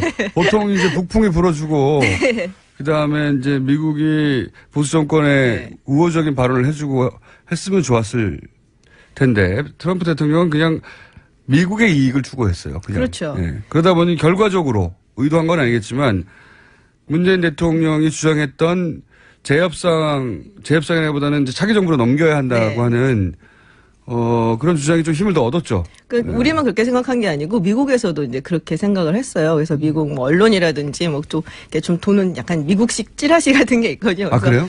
예, 거기서도 그거는 어디서 만듭니까? 그거는 이제 여러 기자들이 만나갖고서는 한 이야기를 요약해 놓는다든지 뭐 이런 게 있어요. 그런 게 있어요? 예, 근데 거기서 그 얘기가 나왔었어요. 트럼프가 문재인 뭐 대통령을 만들어냈다. 미국 기자들이 예, 도장 찍었다. 뭐 이런 식의 얘기들. 얘기하자마자 예. 미국 기자들 중에 우리나라 이제 정세나 미국과의 관계에 관심이 많은 외신 기자들 예. 이 트럼프의 발언을 보고 저거는 문재인 후보한테 굉장히 유리한 그렇죠. 발언인데라고. 그 사람들 우리도 다 그렇게 알죠. 해석했죠 그때. 우리도 그렇게 얘기를 했죠. 네. 근데 이제 미국 기자들도 그런 얘기를 네. 미국 지라시 통신에서. 미국 지라시 통신에서. 그건 뭐 상식이 있다면 당연히 이렇게 판단할 정도의 그렇죠. 예. 굉장히 희한한 타이밍에 희한한 발언이었어요. 그런 거 굉장히 자주 해요. 트럼프 대통령이. 예. 그럼 돈 내라고 하겠죠? 그게 사실은 많은 사람들이 생각하기를 당장 내라고는 안 할 거다. 근데 네. 아마도 이제 내년에 방위 분담금 재협상이 들어가거든요. 네네, 그렇죠. 그때 일정 부분 좀 부담을 해줬으면 좋겠다 해서 약간은 덮어 씌웠고 네. 뭐 원천징수형으로 해가서 가지 않겠나라는 얘기가 있었거든요. 네. 근데 저렇게 대놓고 먼저 얘기할 줄 몰랐어요. 그래갖고 외교가에서도 사실은 조금 놀랐어요. 이거는 대통령 레벨에서 안 하는 짓이잖아요, 원래. 그래서 그런 말 지금 안 하죠. 너 그거는 돈 내? 이런 걸 누가 아유, 합니까? 그걸 누가 안 하죠. 그거는 보통은. 그런데 이렇게 먼저 이제 그 소위 먼저 사업가 시절에 네. 하던 대로 하는 거잖아요. 네. 협상에서 유리한 포지션을 취하기 위해서 그렇죠. 세게 해놓고 판 네. 흔들어 놓고 그 다음에 이제 들어가고 뭐 이런 식으로. 반쯤 깎아주는 것처럼. 예. 네. 근데 이게 외교 관계라는 게 또 항상 이렇게 사업하는 것처럼 되는 건 아니기 때문에 그러면은 사실 신뢰라는 것도 굉장히 중요한데 자기 갖고 있는 신뢰나 정치적인 자산을 좀 많이 까먹게 되죠. 본인은 그런 건 생각 안 하는 것 같아요. 전혀 이렇게 네. 유념치 않은 것 같아요. 신뢰를 잃어도 돈을 얻으면 되는 사업가였기 때문에 네. 그리고 그걸로 성공했잖아요. 그렇죠. 자기 방식으로. 그리고 그 방식으로 대통령까지 됐다고 생각하기 때문에 이 패턴을 버릴 것 같지는 않고. 계속될 것 같아요. 예. 그래서 어쨌든 트럼프가 이렇게 나온 이상, 우리가 미국에 내야 하는 돈. 그 액수는 뭐 분담금의 형태로든 뭐로든 간에, 더 늘어나게끔 만들려고 이제 굉장히 노력을 하겠죠, 미국에서. 근데 그거는 사실은 트럼프가 아니라 클린턴이 대통령이 됐어도 마찬가지고 오바마 그렇죠. 대통령이 계속했어도 마찬가지고 돈을 더 내래. 더 내라고 하는 거는 뭐. 근데 이제 네. 그걸 어떻게 방어할 거냐의 그 부분이 문제인데. 이제 문제인 거죠. 네. 어떤 식으로 협상을 진행을 하고. 근데 뭐 모르겠어요, 저는. 근데 예전에 사실 미국 측에서의 문재인 대통령에 대한 반응은 뭐 솔직하게 말씀을 드리면은 막 환영하지는 않아요. 그렇겠죠. 예, 지금도 뭐 보수 정당이 지금 미국은 잡고 있고 또 노무현 대통령 시절에 이제 미국하고 사이가 그렇게 좋지는 않았어요. 그렇죠. 그래서 그 기억 때문에 미국이 좀- 함부로 그러니까 자기 마음대로 잘 안 됐죠. 그렇죠. 예. 그래서 그 부분에 굉장히 우려가 좀 많은 편이긴 한데, 지금하고 그때는 상황이 좀 많이 다르지 않냐. 또 문재인 대통령도 당시에 노무현 대통령 사실은 인재가 좀 많이 없는 편이었고, 지금은 너무 넘쳐나서 사실은 문제다는 네. 얘기가 나오고 있을 정도니까, 그리고 예전에 그때 했던 경험, 좀 잘못됐었던 점, 뭐 잘했던 점, 이런 부족했던 거, 점, 예, 네. 그런 것들 뭐 생각을 해서 잘 하지 않을까 생각을 해요. 미국 입장에서는 좀 다르게 껄끄러운 이제 네. 행정부가 탄생했다. 네. 예, 정부가 탄생했다고 보는 것이고, 거꾸로 보면 우리한테는 좋은 거죠. 그렇죠. 예, 우리한테는 좋은 건데. 근데 이제 트럼프는 그걸 넘어서서 미국의 정가나 미국의 기자들도 예상치 못하는 짓을 너무 많이 하니까 어떻게 나올지는 모르겠습니다. 뭐 여러 가지 뭐 있는데 근데 아까 제가 오면서 라디오 들으니까 여기 뭐 네. TBS가 탄핵 전문 채널이라고 말씀을 하시길래 잘 모르시는 분들이 많아서 알려드립니다. 예, 탄핵 저도 전문 몰랐어요. 오면서 오늘 알았어요. 저희도 몰랐는데 네. 문자로 알려주시더라고요. 아, 근데 퍼뜨릴 게 없어서 해피 바이러스도 아니고 탄핵 바이러스를 퍼뜨리고. 그런데 이 얘기를 하다 보면 이제 그 트럼프 대통령이 그러면 이런 것들을 강하게 추진하려면 네. 기본적으로 이제 본인이 탄탄한 지지를 국내에서도 받아야 되는데 연결해서 그렇죠. 생각해 보면 트럼프 대통령의 입지가 다른 누가 아니라 본인이 하는 발언이나 행위 때문에 계속 줄어들고 있잖아요, 입지가. 근데 지금 뭐 우리는 사실 대선 때문에 뭐 기쁘기도 하고 좀 아쉽기도 하고 정신이 없었는데 딱 그때 미국은 또 난리가 났었어요. 그 어떤 우리가 지금 상대해야 될 국가니까 어떤 난리가 났습니까? FBI 국장 제임스 콤이라고 있죠. 예. 뭐 한국에도 많이 알려져 있어요, 사실은. 굉장히 강성해. 예, 굉장히 강성이고. 하고 싶은 걸 다 하는 국장이죠. 그렇죠. 그리고 사실 지난 대선에 그 대선 바로 한 2주 전쯤인가 이제 힐러리 클린턴 이메일에 대해서 다시 재수사를 하겠다. 뭐 네. 이래갖고서 민주당 이쪽 저쪽 뒤집히고. 봐주지 않아요. 이 사람 안 보면. 맞아요. 그냥 네. 조직을 위해서. 네. 그럼 아마 당시에 본인 생각으로는 이거를 알고 있는데 그냥 안 터뜨리면은 나중에 뭐 트럼프가 되면은 FBI 위협이 될 수도 있고 클린턴이 됐는데 공화당 측에서 알아낸다 그러면은 봐줘갖고 클린턴이 대통령이 됐다. 뭐 이런 식으로. 그러니까 아마 이제 자신이 속한 조직의 존치를 위해서 이제 그런 얘기를 터뜨렸는데 뭐 약간 오버해서 얘기하고 뭐 이런 부분이 좀 있었거든요. 그래서 이제 갑자기 느닷없이 이 코미 국장을 트럼프 대통령이 이제 해임을 했죠. 이게 미국에서는 엄청난 크게 엄청난 뉴스가 돼서 엄청난 뉴스였어요. 예. 안희정 지사가 뽀뽀하는 사진 바로 위에 월스트리트저널에 그 얘기 나와 잠깐 짚고 넘어가면 그게 그 이제 월스트리트저널에서 네. 미국 그 한국에서는 대통령이 사실 미국에서 그 관심을 가졌던 양대 선거가 한국 선거하고 프랑스 선거거든요. 예. 실제 유럽에서의 어떤 그 미래, 동아시아에서의 어떤 힘의 역학관계, 이 두 선거가 어떤 결과냐에 따라서 그렇죠. 중요한 선거였어요. 굉장히 중요한 선거였어요. 미국 네. 관점에서 보자면. 네. 중요한 선거여서 관심이 많았거든요, 실제. 커버리지도 많았고. 근데 사진을 그걸로 썼어요. 인상적이었나 봐요, 굉장히. 우리도 이상하게 생각했어요. 안희정 조지사한테 한번 물어보고.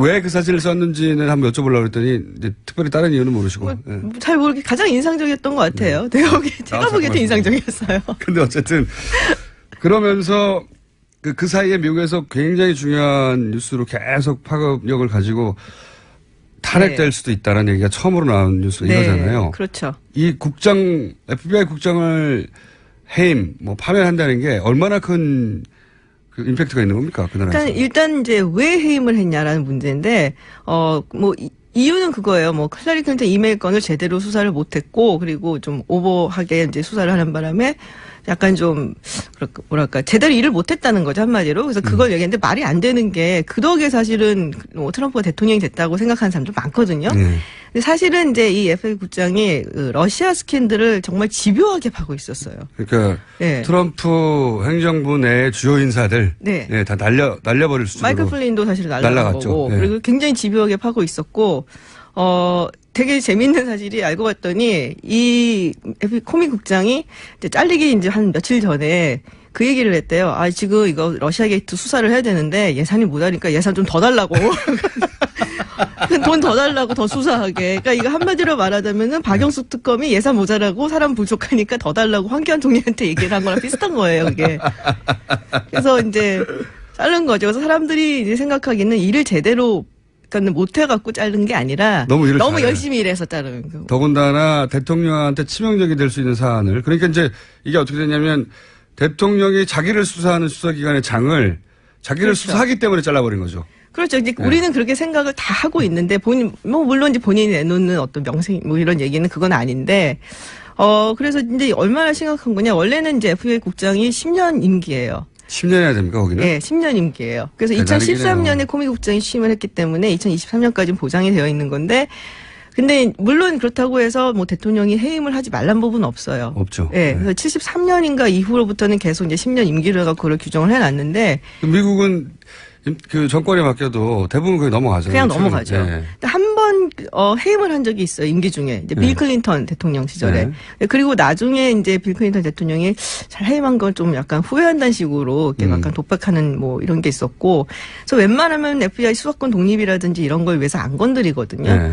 그래서 굉장히 충격적이었죠, 이번에 해임건이. 그리고 코미 국장이 그 해임됐다는 사실을 알아낸 것도 되게 충격적이었어요. 어떤 방식으로 알았나요? 그러니까는 자기가 이제 FBI 직원들하고 무슨 세미나를 하고 그리고서 이야기를 막 하는데 뒤에 이제 TV들이 이렇게 있잖아요. 본인은 몰랐어요? 몰랐어요. 그래서 막 얘기하다가 코미 국장을 이렇게 얘기하고 직원들은 이제 코미 국장 바라보면서 이렇게 그 TV가 있으니까 이러고 보는데 해임됐다고 나오는 거예요. 그래서 야, 너 잘렸대. 그러니까 처음에는 그러다가 나중에 알고 봤더니 진짜로. 본인의 해임 소식을 뉴스를 통해서 네. 들었군요. 근데 제 생각에는 이제 트럼프 대통령이 망신 주려고 그런 건 아니고 네. 사실이 유출된 거예요. 그러니까는 정부의 그 사실이 언론 측에 그게 되게 많아요. 이번 정부요, 사실. 그러니까 약간 좀 문제가 된다 싶을 정도로 정보 유출이 너무 많아요. 이번 정부에서는 예. 특히나 그래서 충성도가 떨어지는 거죠. 그리고 충성도가 떨어지는 거죠. 그리고 트럼프 대통령이 코미 국장한테 너 해임한다라고 이제 쓴 편지까지 이렇게 사진 찍혀서 유출되고 이런 식이래 갖고 예. 핵심 인력 중에 예를 들어서 그 비즈니스 출신가들이 많다 보니 고액에 팔아먹는 거거나 언론에 아니면은 충성도가 떨어지거나 어쨌든 그래서 지금 탄핵 얘기가 진짜 나왔죠. 정치권에서 좀 얘기가 있는데 탄핵 바이러스를 좋아하시지만 제가 보기에는 지금은 아닌 것 같아요. 물론 지금은 아니겠죠. 근데 지금은 아니고. 탄핵 점수를 계속 쌓아오고 있지 그렇죠. 않습니까? 이게 점수 코인을 이렇게 조금씩 쌓아가고는 있는 상황이고, 근데 이게 정말로 그런 식으로 이어지려고 한다면은 뭔가 이렇게 스페셜 인베스티게이션이라든지 이런 게 특별 조사라든지 이런 게 들어가야 되거든요. 그리고 그거를 이제 들어가게 하려면은 정치권에서 굉장히 강하게 주장을 해줘야 되는데 일단 공화당 그 지도부에서 이 부분에 대해서는 생각을 하지 않고 있어요. 민주당에서는 뭐 난리가 났죠. 주장하기 시작했잖아요. 예, 공화당의 몇몇 의원들도 사실은 이거는 굉장히 심각하다라고 하는데 지도부가 가만히 있어서 아직은 요원합니다. 근데 이제 그 배팅 사이트에서는 가능성 60% 상승이에요. 저도 없다고 생각은 안 해요. 네, 근데 이게 벌써 점수를 많이 쌓아왔다는 거죠. 네. 1년이 안 됐는데. 예, 그래서 지지율도 뭐 시리아 그때 폭격하고 나서 좀 반등세였었거든요. 근데 또 지금 30%대로 떨어졌다고. 아예 30%. 네. 1년 차에. 훌륭하네요. 아, 네, 등락이 아주 뭐. 그리고 지금 외신 기자들이 그러니까 문재인 대통령 당선 그 자체가 아니라 이 과정 전체. 네. 처음에 이제 최순실 게이트가 터져서 탄핵으로 가고 헌법재판소가 법의 테두리 내에서 결정하고 대선이 치러지고 그 대선 과정이 평화적으로 이루어져서 대통령이 새로 나오는 과정 전체에 대한 이야기들이 엄청 많더라고요. 그렇죠.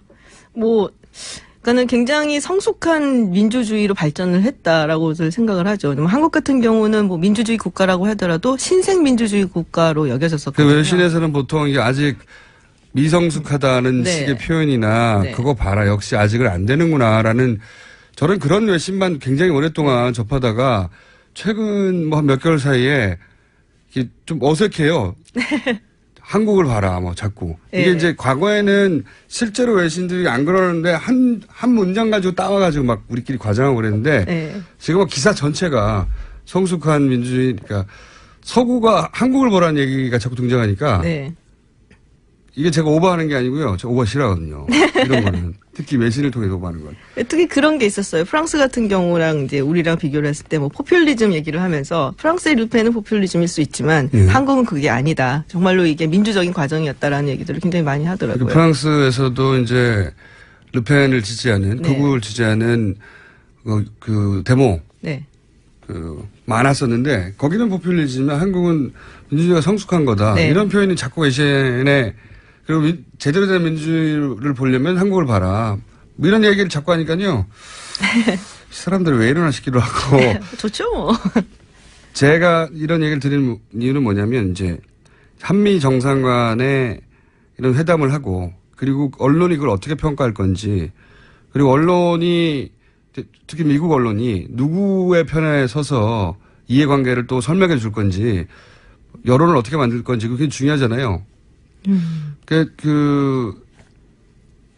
트럼프 대통령의 인기가 떨어지면 떨어질수록 그리고 언론들이 트럼프 대통령을 미국 언론들이 어떻게 판단하냐 할수록 우리가 유리한 입지에 있을 것 같아서 협상 국면이나 여러 가지 측면에서 글쎄 뭐 그렇다고 해서 미국 언론이 한국 편을 들어주지는 않을 거고요. 네.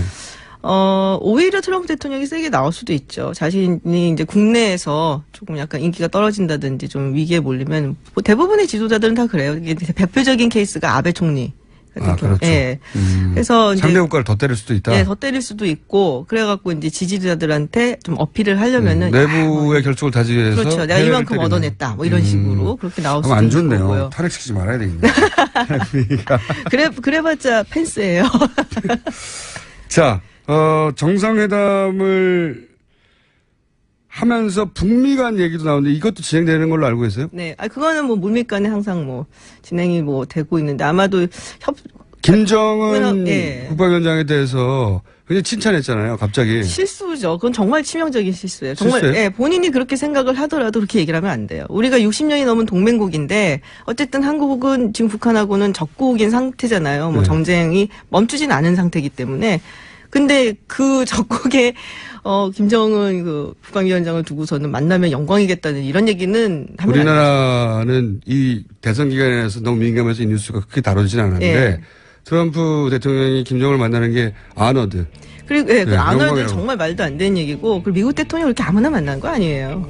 근데 이런 얘기를 보면은 이제 왔다 갔다 하고 있는 거 아닙니까? 시간이 다 됐네요. 네. 요 얘기 또 저희 연속해 짚어보겠습니다. 왜 그렇게 생각을 하냐면 그 앞뒤가 맞구나.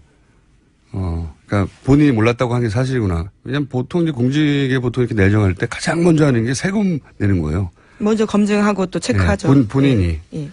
본인이 세금 낸 것뿐만 아니라 이제 가족들 챙겨보게 되는데 제 1순위로 그걸 해볼 시간도 없이 이걸 여기 수석 임명됐다는 얘기죠. 예.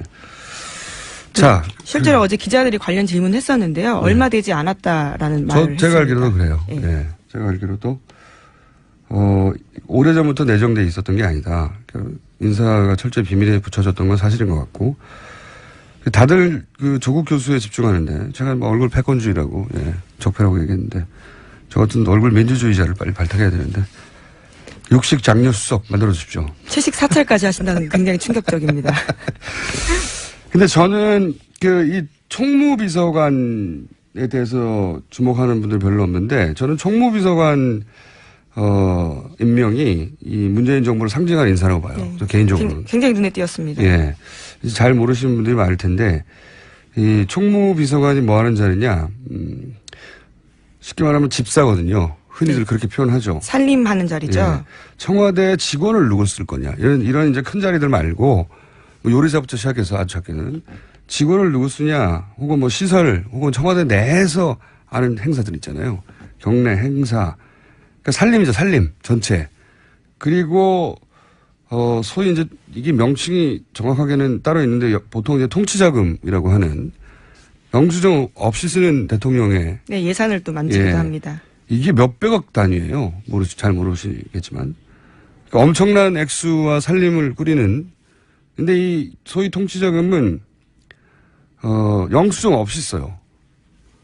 그러니까 이 영수증 없이 쓰는 대통령이 내밀하게 예를 들어서 무슨 누구 뭡니까? 예, 특수활동비 같은 거 특수활동비 같은 거죠. 예, 그러니까 이것 때문에 이 자리에 있는 사람들은 대부분 그 비리 의혹이 연루. 예, 전례를 보면 대부분 그렇습니다. 예, 감옥 갔던 경우들이 많습니다. 많습니다. 그리고 그 노무현 대통령 시절에도 최도술 전 비서관 같은 경우는 SK 비자금 사건에 1년 만에 연루가 됐었고, 뭐 이명박 정부 때도 김백준 비서관 같은 경우에는 뭐 40여 년 이상 집사, 그리고 뭐 BBK 때부터 오랜 세월 여러 가지 의혹의 중심에 섰었죠. 그리고 박근혜 정부 때도 문고리 3인방. 네. 예, 이재만 비서관. 이 자리는 가까운 사람을 쓰는 겁니다. 원래 그냥. 가장 내밀한 또 이야기가 예. 나올 수 있고요. 근데 이 자리에 예산 전문가를 임명했어요. 모르는 사람. 예, 공무원이죠, 그냥. 예. 이게 저는 조국 교수를 민정수석에 임명하는 것보다 훨씬 어려운 일이라고 보고, 그리고 이 정도 비서관은 소위 이제. 예, 심의관요. 예. 예. 이제 비서관이시죠? 이제 비서관이죠. 예, 죄송합니다. 이 고위공무원들 대부분 행시 출신이거든요. 이분은 그냥 공채 출신이에요. 예, 7급 예. 공무원으로 시작했다고 합니다. 예산 전문가예요, 그냥. 그래서 예산 전문가가 와서 그냥 예산 다루듯이 하라고 한 거예요. 저는 이게 제일 인상적인 인사다. 네. 그 이전까지만 해도 언론에서도요, 하마평 측근들 이야기가 주로 나왔었는데 왜냐하면 깜짝 인사였습니다. 그렇죠. 한 번도 안 그런 적이 없기 때문에. 네. 그러니까 조국 수석이 이제 검찰 개혁과 그리고 이제 얼굴 패권주의 때문에 자꾸 거론되고 있는데 가장 인상적인 인사는 그 언론이 주목해줘야 되는 인사는 제가 보기에는 총무비서관 자리입니다. 네. 이 비서관이 오히려 이제 시스템적으로 하겠다는 거죠. 예. 문재인 정부의 예, 더 투명하게 하고. 예. 예, 문재인 정부의 철학과 상징하는 인사였다. 저는 그렇게 보고요. 자, 다음 뉴스 어떤 게 있습니까? 네, 문재인 대통령이 어제 새로 임명된 참모진들과 점심을 함께하면서 최순실 국정농단 사건과 세월호 사건에 대해서 재조사에 대해서 언급했다고 합니다. 세월호 특조위도 제대로 활동하지 못하고 끝났기 때문에 그런 부분들이 다시 좀 조사됐으면 하는 것 같다, 이런 이야기도 했다고 하고요. 또 지난번 국정농단 사건에 대한 특검 수사가 기간이 연장되지 못한 채 검찰 수사로 넘어간 부분을 국민이 걱정하고 있어서 그런 부분을 검찰에서 좀 제대로 수사할 수 있도록 해줬으면 좋겠다라고 조 수석에게 이야기했다고 합니다. 그 앞에 이제 수사권, 기소권, 검경, 분리, 네, 이런 이야기는 앞으로 계속될 것이고 아마 내년 지방선거 전까지는 하겠다고 하니까 1년 내내 이야기가 나올 것 같습니다. 그리고 어제 이제 중요하게 언급된 거는 세월호, 그 다음에 최순실 특검 연장이 안 됐잖아요. 이 두 가지 다시 하겠다는 얘기죠. 예. 이렇게 되면 문고리 3인방에 대한 수사나 우병우 수사 거슬러 올라가서 쭉 라인이 정윤회 문건 관련된 수사 대충 덮고 말았단 말이죠. 그 수사 라인 선상에 있던 검찰은 떨고 있겠다. 예. 제대로 수사 안 한 거거든요. 예. 자, 그리고 이제 이런 그 인수위 기간 없이 바로 일을 시작했기 때문에 전 정권이 임명한 주요 자리에서 사표들을 이제 계속 수리되고 있죠. 네, 우선 당장 김수남 총장 사의 표명했습니다. 검찰총장 사의 표명. 안녕하세요, 김어준입니다. 문재인 정부가 출범하자 주요 관계국들 정상들의 축하와 정상회담 요청이 이어집니다. 언론에서는 미국, 중국 정상이 먼저 전화했다며 큰 의미 부여를 하기도 하는데, 그럼 문재인 대통령이 먼저 전화해서 나 좀 축하해달라고 부탁하나요? 양쪽 모두 해결할 현안이 있으면 정상회담 요청도 당연한 거죠. 큰 뉴스가 아닙니다. 개인적으로 인상적인 건 인도 모디 총리의 축하 메시지입니다. 모디 총리는 문재인 대통령과 통화 후 축하 메시지를 인도 공용어가 아니라 한글로 자신의 트위터에 알렸습니다. 인도 총리가 자국민에게 언론 플레이한 게 아니라 한국의 국민들에게 자신을 어필한 거죠. 모디 총리의 트위터 메시지를 보는 순간 문득 깨달았습니다. 의례적인 전화 통화 몇 번 가지고 대단한 외교라도 한 것처럼 보도하고 해외 순방을 하기만 하면 저절로 엄청난 외교가 되는 것처럼 우리 언론이 포장해주던 세월을 10여 년 겪는 사이 국제적 정상 외교의 패러다임은 빠르게 진화해 가고 있었다. 그리고 그들이 그렇게 진화해간 거리만큼 우리 언론의 실력도 퇴보해왔다. 그러니 신임 국정원장이 이제 나에게 질문할 수 있는 기회는 지금밖에 없다고 하는데도 아무도 질문을 안 하는 거죠. 우리 언론도 진화한 시민들의 눈높이와 국제적 레벨에 도달하려면 갈 길이 멉니다. 김어준 생각이었습니다.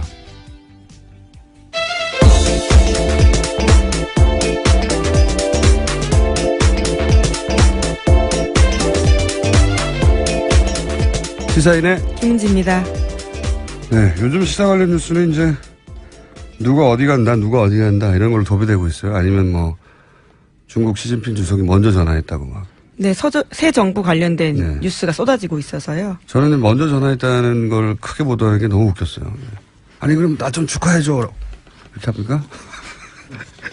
아무 뉴스도 아닌데 먼저 전화했다고 그렇게 여러 번 강조해서 보도하는. 자, 어떤 자리가 메워졌나요? 네, 어제도 한번 말씀드린 적이 있는데요. 내정 상태에서 어제 임명으로 서울대 조국 교수가 민정수석 자리에 임명됐습니다. 뿐만 아니라 옛 홍보수석격인 국민소통수석에는 윤영찬 전 네이버 부사장이 임명됐고요. 인사수석에는 여성으로서는 처음으로 조현옥 이화여대 초빙 교수가 임명됐습니다. 그리고 청와대 살림을 맡고 있는 총무비서관 자리에는 이정도 기획재정부 예산심의관이 발탁됐습니다. 이런 뉴스가 나오니까 저한테도 문자가 많이 와요. 너는 어디로 가냐고. 아, 가시는 건가요? 그래서 제가 육식 장려 수석이나 채식 사찰 비서관. 아, 채식 사찰까지 하시는. 네. 육식 메뉴가 없는 요식업. 업체 블랙리스트를 제가 작성. 엄청난 탄압입니다. 네.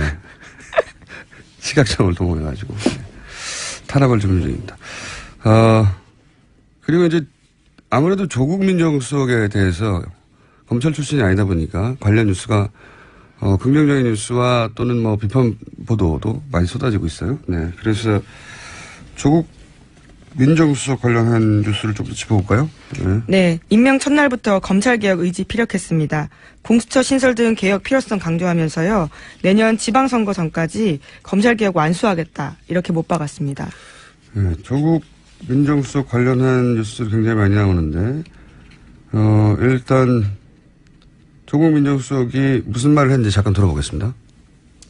한국의 검찰은 아시다시피 기소권, 수사권을 독점하고 있고 그 외에도 영장 청구권, 그는 헌법을 통해서 영장 청구권까지 가지고 있습니다. 아주 강력한 권한을 가지고 있는데 그런 검찰의 아주 막강한 권력을 제대로 엄정하게 사용해 왔는가에 대해서는 국민적 의문이 있다라고 보고 있습니다. 자, 뭐 공수처 얘기 나오고 그리고 검찰 출신이 아닌데 최근에 이제 한 20여 명 가까운 민정수석 최근에 쭉 따져봐도 검찰 출신 아닌 민정수석은 처음이거든요. 네. 그러다 보니까 이게 화제가 크게 되고 있고 그리고 이제 화제가 크게 된 만큼 주목받는 만큼 이제 언론은 보통 털죠. 예, 이럴 경우. 너는 화제가 없어? 그러면서 털게 되고 그래서 또 관련 뉴스가 나온 게 있죠. 예, 뭐 인사 검증을 거치게 되는 부분이 있는데요. 예. 어제 자유한국당에서 먼저 논평을 냈습니다. 조수석 어머니 박정숙 씨가 이사장으로 있는 학교법인 웅동학원이 지방세 고액 상습 체납자 명단에 포함됐다. 이렇게 알리면서요. 언론 보도가 시작됐는데 2013년 재산세 2건 2,100만 원 체납되어 있다고 합니다. 예. 언론 보도 나자마자요. 조수석은 모친의 체납 사실에 대해서 국민께 사과드린다면서 지금이라도 바로 납부될 수 있도록 하겠다. 이렇게 예. 입장 내놨습니다. 제가 이제 뉴스를 보고 물론 잘못한 거죠. 예. 잘못한 것이고. 그리고 납부해야 되는데 이 뉴스를 보고 이제 제일 먼저 느낀 건 뭐냐면 민정수석에 오래전부터 예정돼 있었던 게 아니구나. 제가 알기로도 최근까지도 본인이 몰랐던 걸로 알고 있거든요. 명했고요. 뿐만 아니라 황교안 국무총리와 박승춘 보훈처장 같은 경우에도 사표를 이미 냈는데 대통령 그것을 대행이라고 수리했습니다. 하려고 그랬죠. 네, 이 중에서 이제 주요 직책 중에 검찰총장은 사의를 표명했고 이미 수리됐고 경찰청장 사정기관 중에는 경찰청장만 남았어요. 예. 네, 국정원장도 이제 경찰청장. 이미 바뀌었고. 예. 근데 이분은 뭐 사임할 생각이 없다고. 네. 네, 강직한 YTN 분이네요. 보도로 나왔습니다. 임기가 남았다고. 네, 다른 분들도 임기는 남았어요. 네. 요 이야기는 저희가 잠시 후에 경찰 개혁과 관련해서는 표창원 의원을 저희가 초대했습니다. 그래서 관련해서 자세한 얘기 나눠볼 예정이고. 자, 그 다음에 어떤 또 뉴스들이 나왔습니까? 네, 문재인 대통령 아베 신조 일본 총리와 전화통화하면서 국민 정서와 관련해서 위안부 합의는 수용하지 못하겠다라는 이야기를 했다는 보도가 나왔습니다. 아마 이제 이 위안부 합의는 상대 국가가 있기 때문에 과연 본격적인 재협상이 될 수 있을지. 왜냐하면 일본도 가장 먼저 얘기한 게 재협상은 없다는 거군요. 이제 여기서는 합의를 수용하지 못하는 정서가 있다. 우리는 거꾸로 이렇게 얘기를 했고 그 국가 간의 협상이기 때문에 어떻게 될지 모르겠지만 근데 최소한 그게 이제 국민 감정에는 반한다. 이 사실을 인식하고 그런 국민 감정을 반영해야 되는 게 대통령의 의무죠. 네, 정상 간의 대화에서 직접 언급했다라는 게 의미가 있습니다. 그래서 이런 반영을 안 해줘서 그동안 국민들이 속이 상했던 거죠. 네. 자, 어떻게 될지 모르겠지만 뭔가 아빠가 없다가 아빠가 생긴 것 같은 거죠, 이게. 네. 우리는 이게 마음에 안 드는데 아무도 얘기를 안 해주니까 정부 단위에서는 속이 상하다가 그런 상황이 된 거고요. 또 어떤 뉴스가 있습니까? 네, 계속해서 문재인 대통령 관련해서요. 주변 사강에 파견할 특사 내정했다라는 소식도 있습니다. 근데 이게 내정인지 이게 언론들이 앞서 짚은 건지 왜냐하면 이제 이런 인사 기간 동안은 1시간 전까지 내정된 줄 알았더니 네, 그렇죠. 엎어지는 경우가 뚜껑을 열어보면요. 다른 경우도 많습니다. 굉장히 많거든요. 대변인도 거의 확정된 줄 알았더니 그렇죠. 아직 대변인 확정 안 됐습니다. 예, 어제 한창 실시간 검색 순위에 특정인 이름이 네. 오르기도 했습니다. 어쨌든 지금 이야기 나오고 있는 특사는 누구입니까? 네, 어젯밤에 연합뉴스발로 나온 거기 때문에 아직 내정이라고는 명확하게 말하기 힘들지만요. 미국 특사에는 홍석현 전 중앙일보 회장, 그리고 중국 특사에는 박병석 의원, 일본 특사에는 문희상 의원, 러시아 특사에는 송영길 의원이 유력하게 거론되고 있다고 합니다. 송영길 의원이 왜 러시아 특사죠? 가까워서. 러시아 푸틴 예를 들어서 대통령을 만난 적이 있나요? 그렇지, 중국을 간 건 알고 있는데요. 네, 중국, 러시아는 잘, 예. 중국 관련해서는 많이 거론됐는데 푸틴 대통령을 만난 적이 있는 것 같습니다. 어렴풋이 기억이 나는데 한 번 만났다고 잘 안 하는 건 아니잖아요. 네. 송영길 의원한테 다시 따져봐야 되겠습니다. 왜 러시아냐고. 하여튼 이런 관련 인사들 지금 5개월이 아니죠. 7개월 가까이 거의 국정이 비어 있었기 때문에 메워놓은 작업들 관련한 뉴스가 많이 쏟아지고 있습니다. 자, 그리고 또 다른 뉴스는 어떻게 있습니까? 네, 어제 청와대 모습 계속해서 언론에 공개가 됐었는데 양복 상의 벗고 한 손에 커피 들고 대화하고 있는 청와대 참모진과 대통령의 모습들이 신선하게 다가왔습니다. 제가 이제 요즘 사실은 몇 년째인데 보수 미디어의 분위기라든가 뭐 이런 분위기를 파악하려고 종편을 꼬박 보거든요. 종편도 보고. 근데 이제 취임 이후부터 종편의 분위기가 확 바뀌었어요. 네, 뭐 속보, 대통령 아침 식사 여사가 직접 챙겨. 네, 네. 아, 정말 그게 속보인가요? 그런 뉴스가 있었어요. 예. 대통령 상의 직접 벗어 이런 거. 그래서 반성했어요. 아, 열심히 살아야겠다. 나는 저렇게 열심히 한 적이 있었던가. 언제 한번 종편 특집 해야 되겠습니다. 보고 이길 수가 없구나 이런 생각을 했어요. 자, 하여튼 뭐 새로운 정부가 출범한 지 이틀밖에 안 되기 때문에 관련 뉴스가 굉장히 많이 쏟아지고 있고요. 다른 뉴스는 어떻게 있습니까? 네, 미국 뉴스 좀 전해드리자면요. 트럼프 미국 대통령이 제임스 코미 미 FBI 국장을 해임한 뒤 심각한 후폭풍에 휘달리고 있다고 합니다. 급작스러운 코미 해임이 지난해 대선 때 트럼프 진영이 러시아에 내통한 것을 수사하는 것을 막으려는 시도라는 의혹들이 계속해서 나오고 있기 때문입니다. 제가 알기로는 저도 이 뉴스 계속 주목해서 보고 있거든요. 왜냐하면 트럼프 대통령이 취임할 때부터 그리고 하필이면 우리가 이제 탄핵 국면을 거쳤기 때문에 트럼프 대통령 지지율이 워낙 낮고 처음부터 역사상 최저라고 하죠.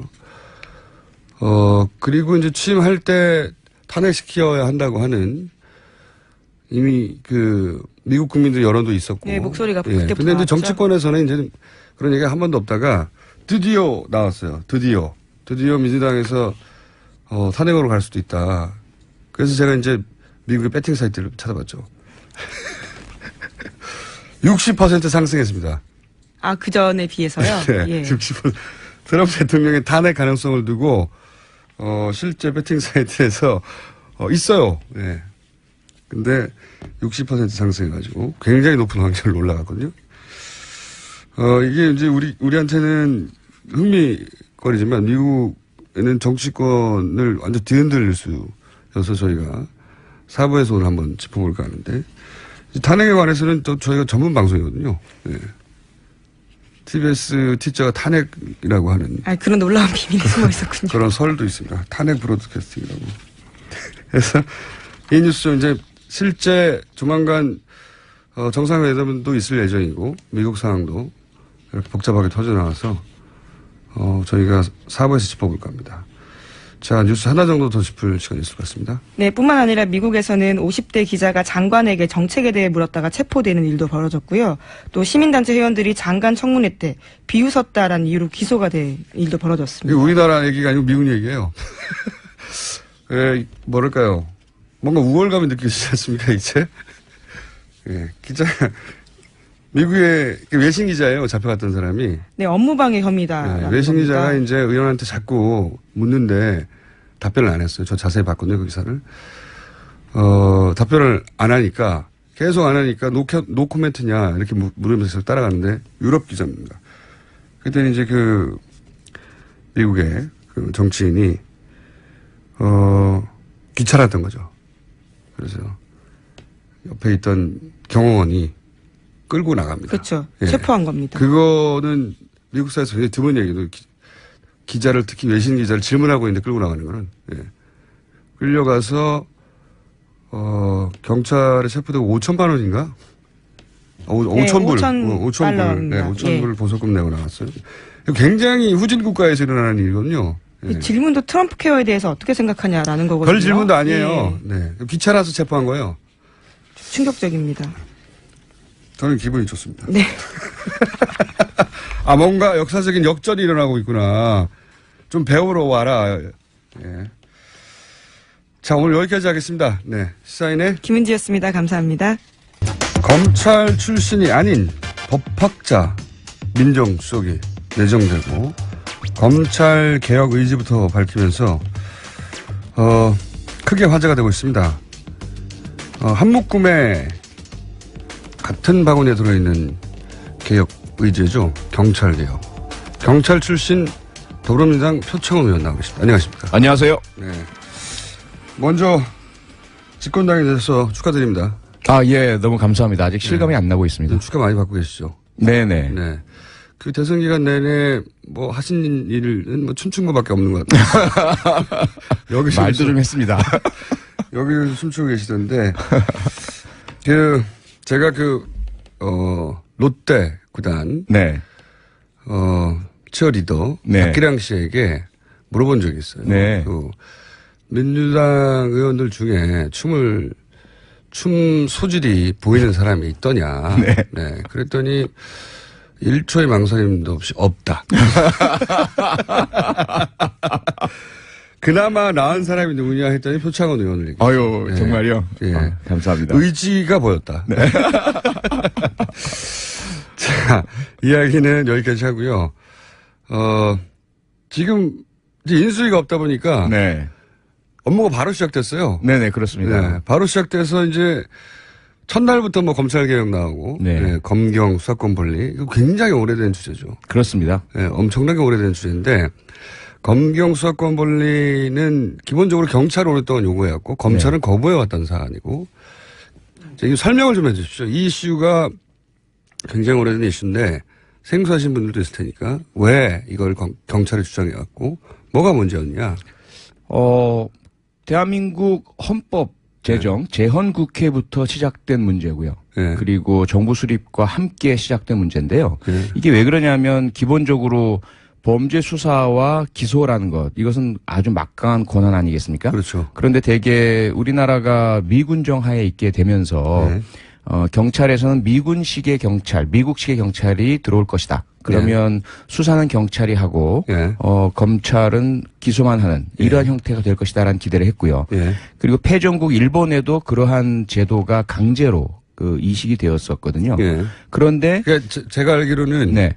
원래 수사 기소권을 동시에 가지고 있던 건 일제 강점기 시절에 일본 경찰, 그렇죠. 네, 일본 네. 검찰의 모델이었어요. 그렇죠. 일본은 이제 이미 바뀐 지 오래됐는데, 예. 그래서 그런데 이제 우리가 바로 그 해방 전까지 독립군 때려잡던 예. 그 일본 순사들은 검찰 지휘 하에서 수사를 하던 시스템이었고요. 예. 거기에 부역하던 사람들이 일제 시대 때 검사를 하던 한국 조선인 네네. 검사들이었습니다. 이들이 다시 그 재헌국회에서 권력을 가지고 있었고 그 당시에 이제 나온 이야기들이 그 법무장관, 검찰총장 모두가 이론적으로는 경찰이 수사권, 검찰이 기소권이 맞다. 하지만 아직은 시기상조다. 예. 아직 한국 경찰은 그런 준비가 안 되어 있고 일제 순사의 잔재가 벗어지지 않았다. 그러므로 나중에 준비가 되면 수사와 기소를 분리하겠다. 이렇게 시작된 겁니다. 그게 거의 70년이 된 거죠. 그렇죠. 예. 그런데 계속 물론 경찰에 문제가 많아요. 왜냐하면 처음에 이승만 정권 당시에 그 양자였죠. 예. 이 사람이 경무국을 장악을 하면서 검찰 위에서 군림을 했어요. 예. 검찰은 상당히 절치부심을 하다가 박정희 군사 쿠데타 이후에 다시 유신 헌법을 만드는 과정에 검사들이 많이 개입을 합니다. 김기춘 씨가 가장 대표적이죠. 예. 그때 헌법에다가 못을 박아버리죠. 예. 영장 청구는 검사만 할 수 있다. 이렇게 되면서 수사 제도 자체를 검찰 장악으로 만들어버리면서 지금까지 흘러오면서 경찰은 독립해달라. 검찰은 안 된다. 뭐 이렇게 해온 거죠. 이게 복잡하게 생각할 없이 잘 생각해 보시면 일제 강점기 때 생각해 보면 검찰은 일본인이 하고 밑에 수사를 그 식민지 시절에 한국인들이 한 겁니다. 순사. 예, 그러니까 한국인한테 권한을 안 준 거예요. 네. 그렇게 시작된 겁니다. 네. 그렇게 시작됐고 그리고 나서 이제 검찰이 한번 권력을 쥐고 나서 안 놓고 있는 거죠. 그렇죠. 예, 다른 나라에서 뭐 미국 같은 경우에는 분리돼 있어요. 분리돼 있는데 미국, 영국 뭐 다 분리돼 있고 일본도 그렇고요. 네. 경찰이 수사하고 기소는 검찰이 하고 아주 간단한 건데 우리나라에서는 검찰이 경찰을 수사 지휘하게 돼 있는 거죠. 그래서 경찰의 경찰의 조직은 굉장히 크고 방대한데 권한이 없어요. 실제로는 수사에서 뭐 영장을 청구하거나 뭐 그런 권한이 다 없는 거죠. 다 없고요. 검사의 지휘를 받아서 수사를 하도록 명시되어 있습니다. 예. 형사소송법상에. 그래서 만약에 검사 지휘 없이 하다가는 불법 수사가 될 우려가 있고요. 그렇죠. 경찰이 수사를 하다가도 언제든지 검사가 넘겨라. 사건을 이첩해라 넘겨라. 그러면 넘길 수밖에 없어요. 맞아요. 네. 그리고 경찰이 어떤 결론을 내서 뭐 기소나 불기소나 의견을 내도 그럼 검찰이 언제든지 뒤집을 수 있습니다. 그렇죠. 예. 네. 그러니까 경찰이 하는 것은 그냥 앞부분에 조사 좀 해둬라. 이런 수준으로 이제 굴러가고 있는 거죠. 그러다 보니 생기는 문제가 뭐가 있습니까? 경찰은. 가장 큰 문제가 최근에 우리가 목격했던 검사들의 범죄 또는 검사와 연결되어 있는 사람, 전직 검사, 법조인들의 범죄는 경찰이 혐의를 포착해서 수사를 한다 하더라도 그렇죠. 중간에 중단되거나 넘겨버리거나 네. 혹은 나중에 혐의 없음, 무혐의 뭐 이렇게 유야무야 되어서 제식구 감싸기라든지 뭐 유권무죄, 무권유죄 또는 유전무죄 뭐 이러한 문제가 되는 거죠. 재벌들 역시 마찬가지로 검찰들 꽉 잡고 비호하고 하다 보니까 재벌들도 언론에 의해서 크게 문제가 되지 않는 한 또는 권력이 밉보이지 않는 한 아무리 불법적으로 그 세금을 안 내고 경영권 승계를 하고 또는 노동자를 탄압하고 해도 전혀 뭐 수사 대상이 되지 않거나 그렇죠. 혹은 뭐 무혐의 처분되거나 이런 것들이 가장 큰 문제죠. 그렇죠. 이제 우리 사회에 이제 막강한 힘을 가진 계층들이 검찰만 잘 구슬리면 되는 거죠. 그렇죠. 네. 그렇죠. 기소하지 않으면 죄가 없는 겁니다. 네.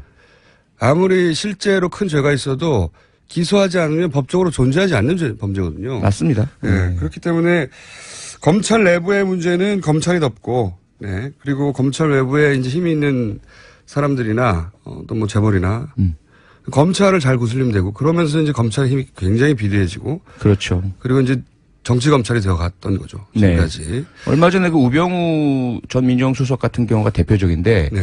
그 장인분이 대단한 분이었어요. 네. 이인섭 전 경찰청장에게 뇌물을 줬다가 구속되기도 했던 아주 대표적인 비리 건설업자였는데 네. 딱 우병우라는 사위를 맞아들인 거죠. 검사 한 명만 집안에 들어오면 자신의 그런 불법적인 사업도 얼마든지 다 무마될 수가 있고 네. 뭐 사법적으로 처리되지 않고 확장할 수 있고 뭐 이런 식의 그 검사를 내 편으로 만들자라는 것이 돈 많은 사람들에게 있어서는 아주 뭐 유행 같은 일이죠 대한민국 사회에서.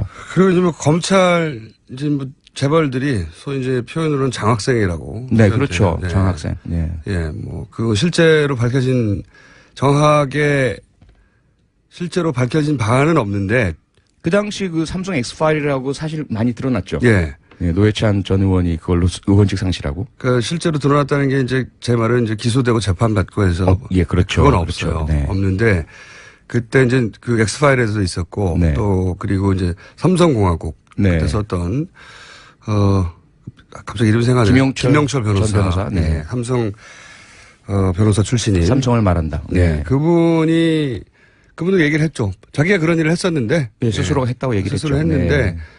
소위 이제 그 장학금이라고 부르면서 이제 몇백만 원 혹은 뭐 그 이상의 액수를 검찰 고위 관계자들이나 또는 뭐 판사들이나 뭐 이렇게 관리해 왔다 법조계를. 네. 네. 왜냐하면은 거기만 장악하면 되니까요. 그럼요. 예. 그럼 죄가 없는 겁니다.